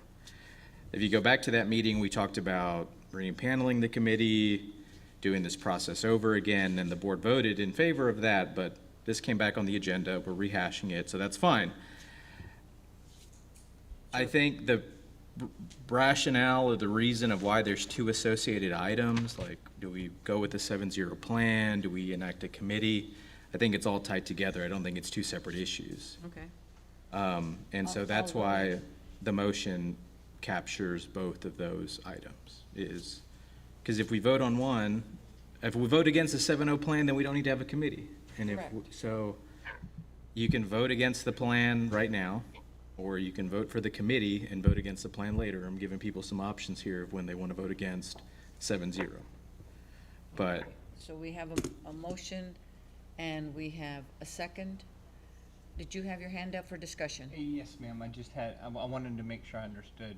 So the motion is for the committee to come up with a plan for a 7-0 districts. Yeah. Not to make a recommendation whether we want to change it to 7, but they're going to come up with a plan for redistricting for a 7 district. I just want to make sure I'm understanding what I'm voting on. For sure. And I appreciate that clarifying question. So since the committee that existed prior to tonight already made a recommendation for 7-0 and the board didn't take it, if you go back to that meeting, a lot of the conversation that was had was, this is a big step, the community doesn't have enough information, have we solicited community feedback, do we need to talk to more people? So based on that feedback at the time, it's the only holdup is, does the community know and have we had enough feedback? So my motion, the way that it was stated, is we impanel the committee to meet again to blow the dust off the 7-0 plan, because they already have one. They showed it to us at a meeting, but this time they solicit community input and feedback, and that the lion's share of the work being refining the 7-0 plan that already exists with the attorney and getting the community feedback portion. So if the committee makes a recommendation that says, here's the 7-0 plan, we've solicited community feedback, we held public hearings, people showed up or people didn't, the board at that time can say, we're staying 5-2, or moving 7-0. But my hope is that we vote on that before, December 31st, because we have to do a lot of stuff with the elections office in time for the May school board elections. So There's an actual deadline for voting on it in January, per legal counsel. We would have to have everything in place in January and vote, and then we have hearings, etc. And it all has to take place before we have elections in May. Understood. And once we vote. Madam President? Yes, Ms. Villalpando? Yes. Before we vote on it, can we see that 7-0 plan and see where those boundaries are? I don't think we voted on boundaries at this point. Because we kept our 5-2. If we're voting on anything, we have to have a 7-0 plan that shows each district and how the residents of that district, how the demographics add up. Because it's all done by the demographics in each district. yeah, Trustee Villalpando, we are not voting on the boundaries tonight. The motion would be for the committee to begin meeting again, and then they would draw the lines. But my comment about a map already existing is because if you talk to any member of the current redistricting committee, they saw a map and they drew a map that represented the 7-0 plan that they had recommended to us last year. But when the board said we were not interested in it. My only problem is that I haven't seen it. Well, and this conversation and this motion is asking the committee to bring us a recommendation so that you can see the map. The fact is that it's a secret map that this board wasn't able to see because we voted against that 7-0 recommendation. But it exists. If you would talk to your appointee to the committee, it was available to them. Well, but it never came to us, is the issue. Ms. Halsey? Yeah, so I had a question for the superintendent about the demographers that met with us earlier this evening. I may have missed something, but I'm not familiar with that agency, and I wondered if we had recently done an RFQ for a new demographer company. He's presented last year at this time. Yes. Mhm. So, He doesn't have anything to do with redistricting. He doesn't get involved in that right, process. but in the past, haven't we had a demographer report from the same entity that then worked with the appointed committee to create the boundaries, sort of? I don't know the answer to that because I've never been a part of that while I've been on a superintendent. So I think what my understanding was what Trustee Villalpando was asking is that before we vote on whether or not to go to a 7-0 that we would see the 7-0 map in its entirety. I think there is some discrepancy around how much that map was completed and how much that map was incomplete, and how satisfied or dissatisfied people felt with the process for the completion of that map. And so I think in that sense, I would like us to do an RFP for a demographer to work with, say, if we're going to reactivate the committee, to work with a demographer that can meet the needs of the committee so that we can draw a map that is fair and aligned and has the technological capabilities that it seems like we ought to be able to possess to do this appropriately. That would be my first request. I would also like to be clear about how the board is going to interact with the committee, because I think that there was discrepancy around that last time also. And so I would propose that the district, if we vote tonight to move forward with the motion on the table, that the district would provide a communication to all of our SMCISD voters to let them know what's happening. I don't think that last time when we were considering this, it was even in the newspaper. So I would like to, one, alert voters to what we're undertaking now. I would like then to set up a meeting schedule where the board specifically meets with the panel that we're convening to discuss it, so that objectives, research methodologies, et cetera, so that we can sit and determine what's the problem, what are the outcomes that we're looking for, what are we trying to fix, how do we propose to do that, what are the number of solutions that are on the board, what are we considering, so that we can have an open conversation with all of the board and all of the committee members, sorry. And I would also like to have a conversation with the board, an open workshop with the members of the GI Forum, because I think we've heard tonight from a representative of the GI Forum. I think we've received several memos, but I haven't had any conversations, and I think that we should have a conversation with the GI Forum as the entity that originally pursued the current board configuration. And so tech support, demographers, and then I would, before we take any other action, I think it would be appropriate again to let the constituency know what, if we've gotten to a point where we have proposals and we're going to take another vote, I would like to again invite the community to be understanding of that before we take that action. So that's the process that I think seems reasonable and fair. I'm hearing two things: a workshop where we have the board with those members that were on the redistricting committee, and a public hearing. That's what I'm hearing from what you just said. No, I think so. Specifically, I think communication to the voters, at least 2 times, after any action is taken tonight, and then before any subsequent action is taken. I think a workshop with the GI Forum, a workshop with the committee, and then I think that there should be at least 2 public meetings to solicit input from the community, in terms of, once the community knows what the board is deliberating, that the community then has the opportunity to weigh in, whether they sit in on one of those workshops, and that becomes the forum. I'm not sure what that looks like, but I think that we should do it deliberately. Ms. Villalpando has her hand up again. Ms. Villalpando? Yes, thank you. I'd like to add to Ann's comments that my representative last time had a lot of issues with the meetings.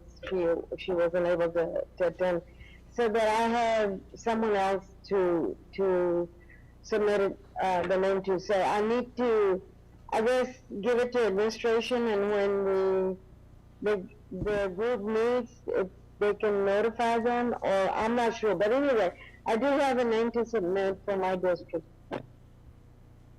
I had a hard time understanding you. It was kind of blurred. I can relate. It's the same thing I had. But anyway, I have a new member to represent my district. Okay, that was the other question. I will submit that name. How many of us still have a representative that's willing to serve? I've checked with Mr. Rios, and he has told me, yes, he wants to continue to serve. Has everybody checked with their representative? So, well, before we You get, still want to serve, Ms. Halsey? Yes. And yours, Dr. Salmi? Yes. yes, but I want to go back to Ms. Halsey's point of all the things. Okay. I'm cool with all of those things, but I want to get to her point first before we move on to Okay. having an argument about if we're appointing people, because we haven't even voted on whether a committee is going to exist to appoint the people who are interested in serving again. I'm comfortable if there's like a written list or not of all the things and requiring that as if this motion passes, all those things have to be met as a requirement of the process. I don't know how to like string that into like a motion, but if there was consensus from the board to do all of the things Ms. Halsey said, if the motion passes, I'm comfortable with that. Otherwise, it's going to be a very long motion. May I make a comment? Yes. Okay. So I think it'd be easier, and I have to check with Mr. Doyle, not to do an RFQ, but since I don't think it'll cost over $50,000. But if we do an RFQ, it's going to take a significant amount of time, posting it in the newspaper, all these things that I think are going to put you up against the timeline. So we can find demographers. I think the issue is going to be is that Mr. Rolando Rios has the data set. So I think that's going to be one issue. We can find a demographer. Like I've talked to this gentleman, he doesn't do redistricting. He has never dabbled in what a board redistricting looks like. But I mean, I think if you want me to search, too, we can communicate for y'all what it is the board wants to do. We can send that information out. I don't think that's a problem once the board decides. You did approve your board calendar for meetings, so you're gonna have to adjust that because that's what's been published. So I heard you say 2 public meetings and 2 meetings, potentially 4 meetings that we're gonna have to find dates for and communicate. We'll communicate whatever the board decides. I think we did this with the bond. I think we made them. I think the deadline is arbitrary. That's a self-imposed deadline because if we decide to change the configuration, we can't change it again. Correct. So, but that also that is a deadline that we are suggesting that we self-impose in order to make the next cycle.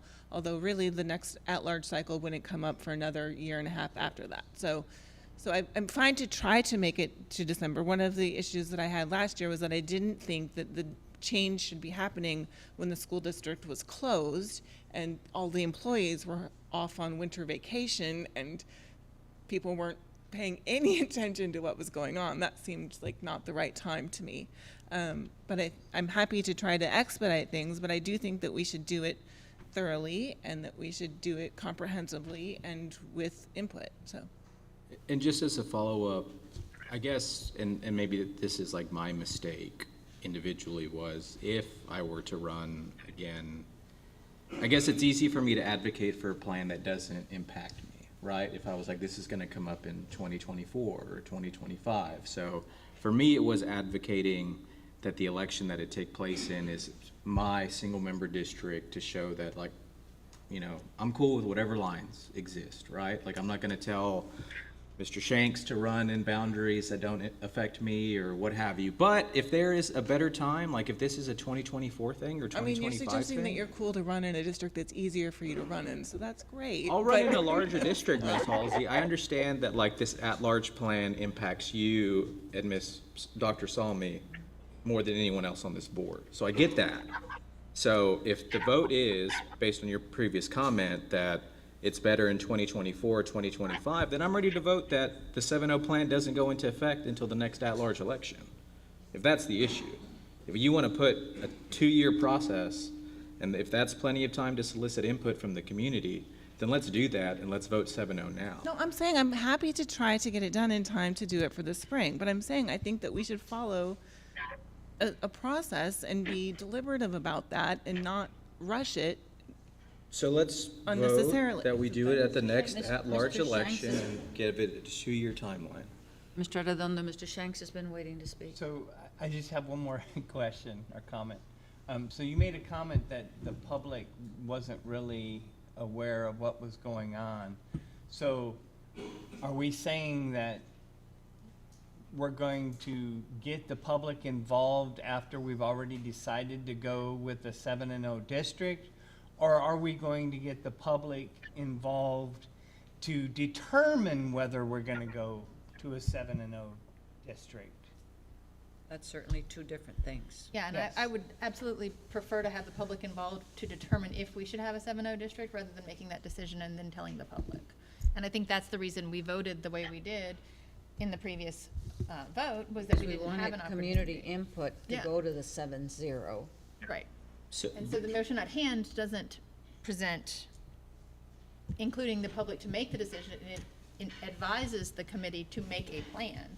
I'd prefer to see a committee that engages the public to determine if that's appropriate. Agreed.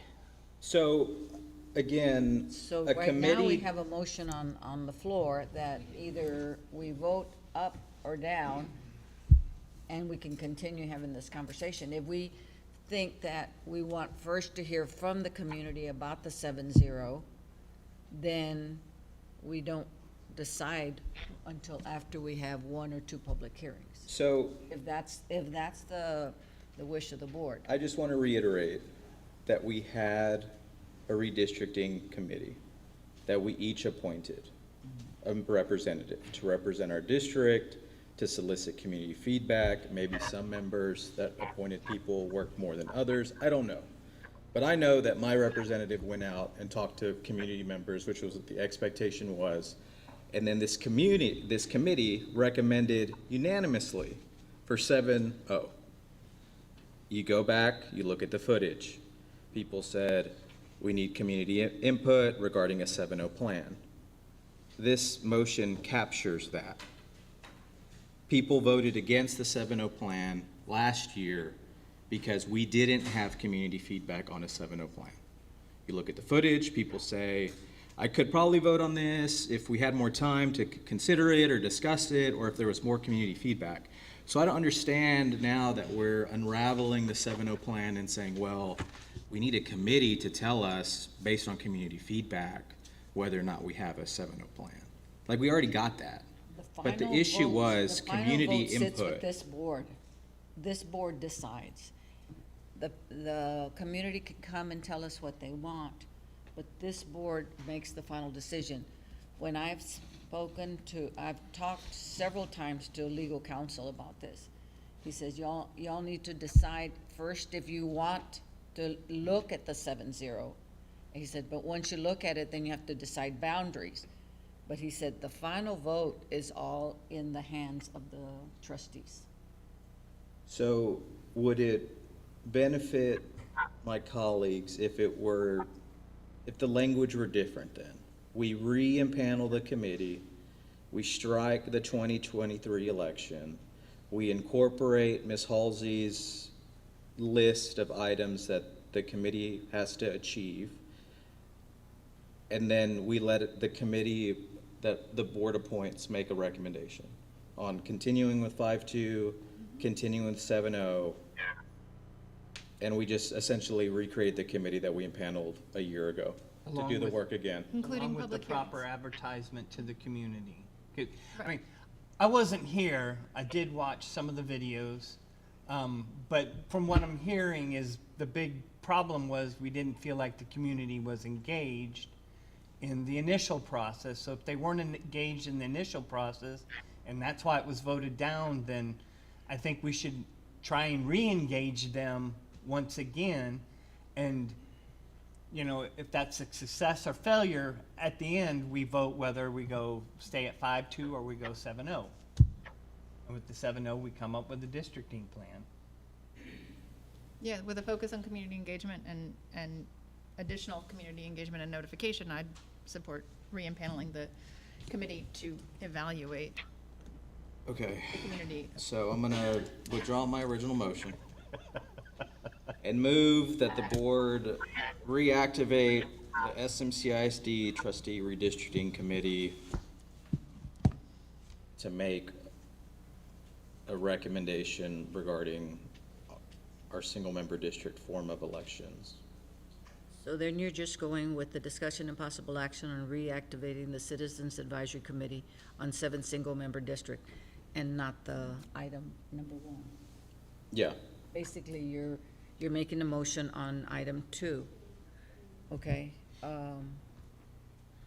First, before we go any further, do you remove your second? Because he withdrew his motion. Myra? Yes, I'll go ahead and remove it. Okay. And then So now- my new motion. So the new motion is that we reactivate the Citizens Advisory Committee on the 7 single-member district, not making a decision today on the 7-0 single-member district. So it's just reactivating the committee. Yes. Everybody's clear on that? Reactivating the committee to investigate whether we stay with what we currently have or we move to a 7. That's not exactly what you said. You said something like recommendation of their election. Well, yeah, because I didn't want to say 5-2 or 7-0 and everybody I would freak prefer out. that. Because I Okay, think that's one of the fine. conversations that we have not had is the fact that there are other school board configurations besides 5-2, besides 7-0. There are other school board configurations. There's cumulative voting, which is one of the forms that tries to address many of the issues that we're talking about. So I think that we should leave it, if we're going to do this, then we should have a discussion. We should do the research. We should do the work. We should work together with the committee. We should work together with the GI Forum, work with the community to figure out what is the form of electoral government that best solves whatever the issue is that we think the problem is. And my vague motion didn't capture No, all it the did, but that things? wasn't, Oh, your vague okay. motion was Okay. restated in different ways that made it more Okay. specific. Okay, gotcha. Okay, so restate your motion so that we can take a vote and move on. Motion to reactivate the SMCISD trustee redistricting committee to make a recommendation regarding our form of elections Our for school board configuration- trustee. Our configuration for elections. Yes. I think that works. I second. We've got a motion and a second. Is it possible to include the workshops proposed by Ms. Halsey and notification in the newspaper and at least 2 public hearings? Sorry. I don't My know hope that or we- intent was that if the motion passes, Then because we no can one have that. has objected to Ms. Halsey's recommendations, that whatever sticky note of things need to happen is passed down and we do all the things. Yeah, we charter the committee and then Okay, those are so the guidelines motion of the stands as is. Ms. Villalpando, did you hear the motion? Yes. Okay, we're ready for the vote. All in favor? Raise your hand. 7, 0 opposed. So we're going to reactivate our Citizens Advisory Committee to look at the different possible configurations of our board districts. President Cantu, could you send out a request to the board for those names and contact Yes, information? yes, I will. Thank you. I will send that out first thing in the morning. We're ready to go on to Human Resources. Consider approval of proposed plan for tuition reimbursement for employees seeking advanced degrees. Ready? Go for it. Good. So we can get the presentation up, Greg. Thank you. Good Hadn't seen that you'd moved up there. Good evening, President Cantu and Board and Dr. Cardona. Dr. Cardona and I have been receiving, been out in the district, and we are talking to people who are pursuing advanced degrees in different areas for different reasons. Our district already supports a cohort, or a couple of different cohorts for teachers pursuing degrees in leadership. The Emerging Leaders Program is one that works with Texas State. But what we have found with our people wanting to continue the Happy People Department is we have other teachers and other leaders and even our hourly employees, some who are pursuing degrees, and they're interested in tuition reimbursement as well. So what we would like to propose tonight is looking at a plan for tuition reimbursement with certain guidelines in place that would award honor the efforts of our district employees, enhance the skills of these members, and it would work around talent and pipeline development of our district. It's also a program that, as I'm presenting that tonight, we'll talk about our recruitment advantage and a boost to the organization's overall branding. So it's a tuition reimbursement, not specific to a cohort associated with Texas State, but perhaps with other universities as well, and open to all employees so that it's no longer just university bound. And just a couple of slides here. Our award components would be a reimbursement. What we would propose is that if anyone who is pursuing an advanced degree, whether that is toward a teaching certification or advanced degree, if you're a tradesman and you're pursuing something to enhance that, a maximum of $1,000 a semester, reimbursement of up to $1,000 per semester, with a maximum reimbursement per person of $3,000 a year. We would follow the same guidelines that a lot of districts use around tuition reimbursement, where the course completion of a C in 6 hours or better would be applied. The calendar year, we work closely, HR has worked closely with finance to make sure we could fund this through the calendar year, the budget year, July 1st through June 30th, taking into consideration that some people do attend classes in the summer, and if they attended those classes, they would be ineligible if they completed 6 hours with a C or better. And they would maintain a continuation as a full-time employee of San Marcos for the 12 months following the award. So those were the kind of criteria that we looked at and came up with. The reimbursement process would follow completion of documents that we've created. We have guidelines to follow. They would have to submit their reimbursement proposal within 30 days of the receipt of the grades. We would look at priority given to these people based on completion of areas of need, math, English, and bilingual, but it would not be limited to those. So for example, if we have an instructional assistant who is pursuing a teaching degree, that person would be eligible. It may not be in the area of math or science, maybe it's a general education degree, or perhaps they're pursuing a degree in something else. We would still consider them for this tuition reimbursement. So in a nutshell, it's not limited to a particular program. It's anyone in our district, an employee who is seeking an advancement in their degree. We would like to honor that pursuit and perhaps reward them, reimburse them up to $1,000 per semester with a maximum of $3,000 per person per year.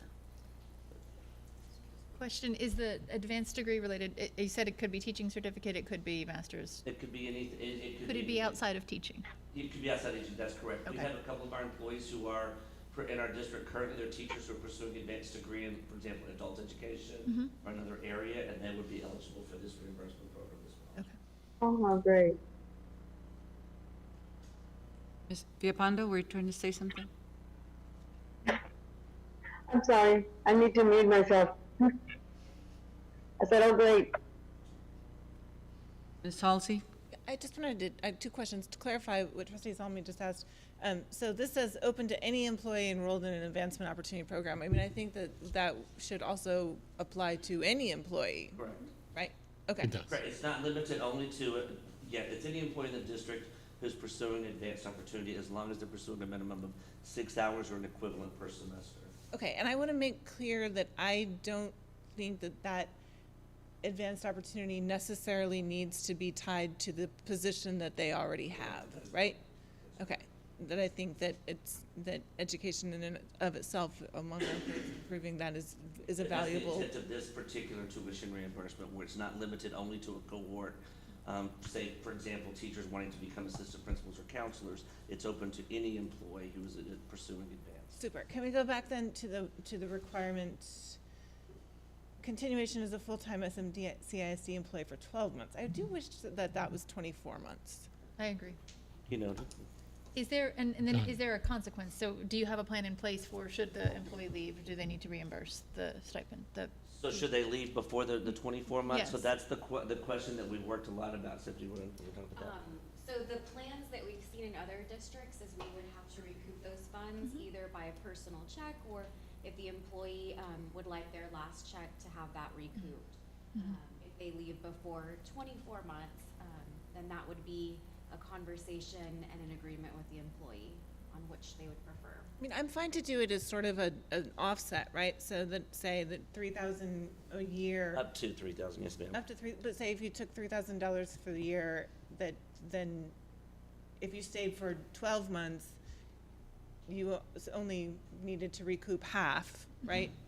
I'd be fine to prorate it, but I would like to see it be more than 12 months. And we wanted to try to look at it from a perspective of, we also have people, employees who may not go consecutive semesters. So for example, I may have to take the fall or the spring off for whatever reason. You would still be, every semester you attend, you would be eligible for that reimbursement.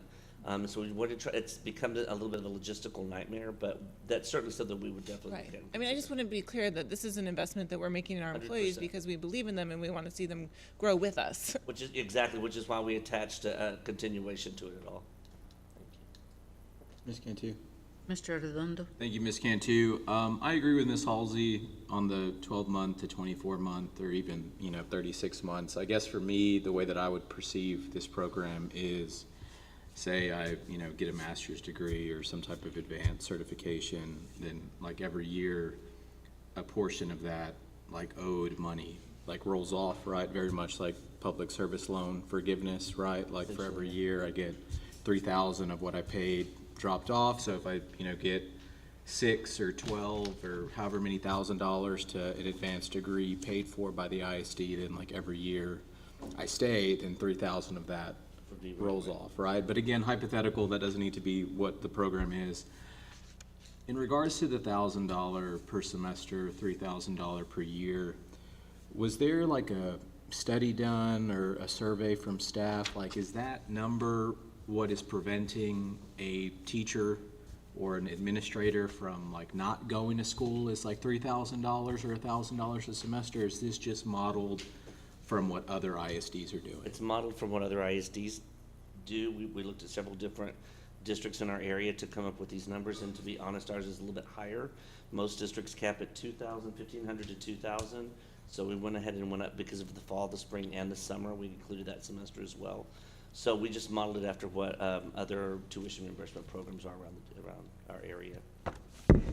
Is there a maximum number of years that an employee could receive this? No. We didn't include a maximum number of years. And is there a budgetary consideration that we can make, right? We looked at $60,000 was kind of our initial estimate based on what we predict, we think. And this all started from several teachers who are earning degrees not associated with Texas State or a part of our cohorts. So we want to honor them as well. And then we've had a couple of other employees who are working in different areas who are interested in that as well. So we looked at capping at $60,000 as an initial starting process to see how we do. We don't necessarily anticipate that we'll have that much, but we thought that was a good number. Yeah, I think time is the biggest factor. Money don't buy time. Is that $60,000 for this year? For the year, for the district for the year. Ms. Cantu? Ready? Well, yeah, I'll make a motion to approve the ISD tuition reimbursement plan as presented by staff. Can we amend it to have 24 months continued employment with that amendment? Yes. A second. Moved by Mr. Arredondo, seconded by Dr. Salmi, that we approve the proposed plan for tuition reimbursement. Any further discussion or questions? Yeah, the only last comment, Mr. Mitchell, is I think $1,000 a semester and $3,000 a year captures a population of staff that probably already has like the financial means to pursue some type of post-secondary education or advanced degree or certification. I would like to see emphasis later on in what we're doing to capture, our hourly employees who more than likely are going to be paying a significant out-of-pocket cost with limited disposable income to pursue some type of post-secondary education. But in that same vein, we trumpet, our partnerships with the city of San Marcos and the Greater San Marcos Partnership. Obviously, I see that as like a huge workforce development, workforce training initiative of educating folks who do not have degrees or advanced credentials to go pursue some type of post-secondary education.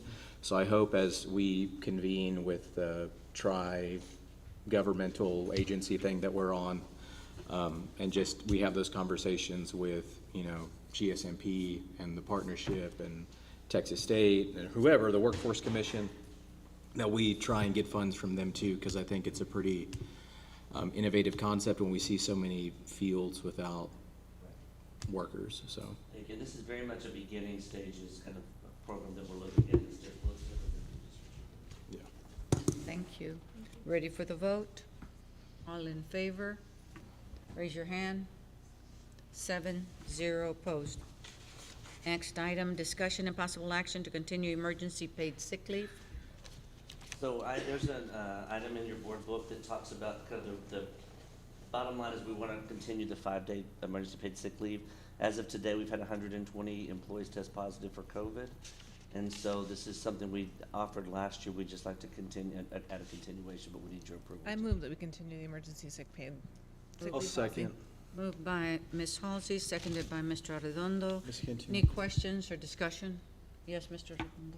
Thank you, Ms. Cantu. My only comment, I'm 100% in favor of this, 1,000% in favor of it, but I would be remiss without saying that I think as an organization and as an ISD, we've been pretty fast and loose about COVID protocols, and it still exists, right? And I know, we're not requiring masks anymore, and I understand why we're not beating that dead horse and all of the things and social distancing and partitions, but I guess for me it's, if we're paying people because they're getting sick, I hope that this organization is emphasizing ways in which they can limit their, opportunity to be sick, right? And so, if you're symptomatic, stay home. If, kids are sneezing in class, you might want to wear a mask. Like, I'm fine doing this. But at the same time, I hear that COVID protocols or sanitation or kind of things have been pretty lax. So that's my thing. If we're going to pay for people to, when they're sick, I hope we're on the opposite end, advocating, like, here are all the ways to not get sick so we don't have to pay the 5 days of COVID leave because you got COVID, right?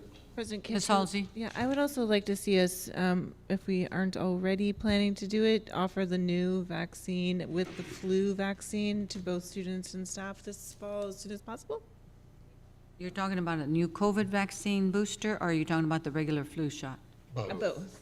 The new booster and the old one, and whatever anybody needs, plus the flu. I think we should make those widely available, easily accessible. We need to check with E3 Alliance, because we used to do the flu shots. They would do them for all our students. So I need to see if they're going to start that back up again, so. I think that'd be excellent.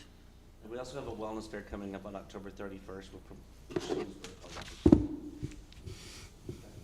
Okay, Thank you. we vote? No, not yet. All in favor of the motion to continue the emergency paid sick leave, raise your hand. 7-0. Cantu, I move that we adjourn. Second. I'm sorry. That's it, Mark. Consider and possible action to accept the Dezavala ES renovation bond project. I thought we were done. I thought that was the last item. There's 3 pages on it. So I withdraw my second. Withdraw my motion. Well, you two people over there, I thought we were done. join the rest of us and continue our agenda, please. Finish it up. Just say you accept both of them. I make Okay. a motion that we approve the action to accept the De Zavala ES renovation bond project. Do I hear a second? Miller on there too? No, can we And vote? Miller. Second.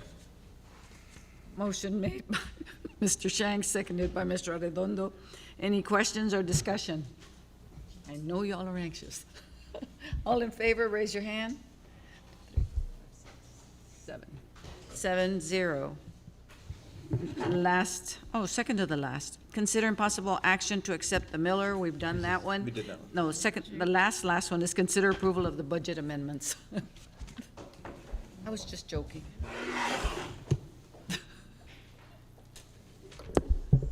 So, last but not least, board amendments. So we Best have for last.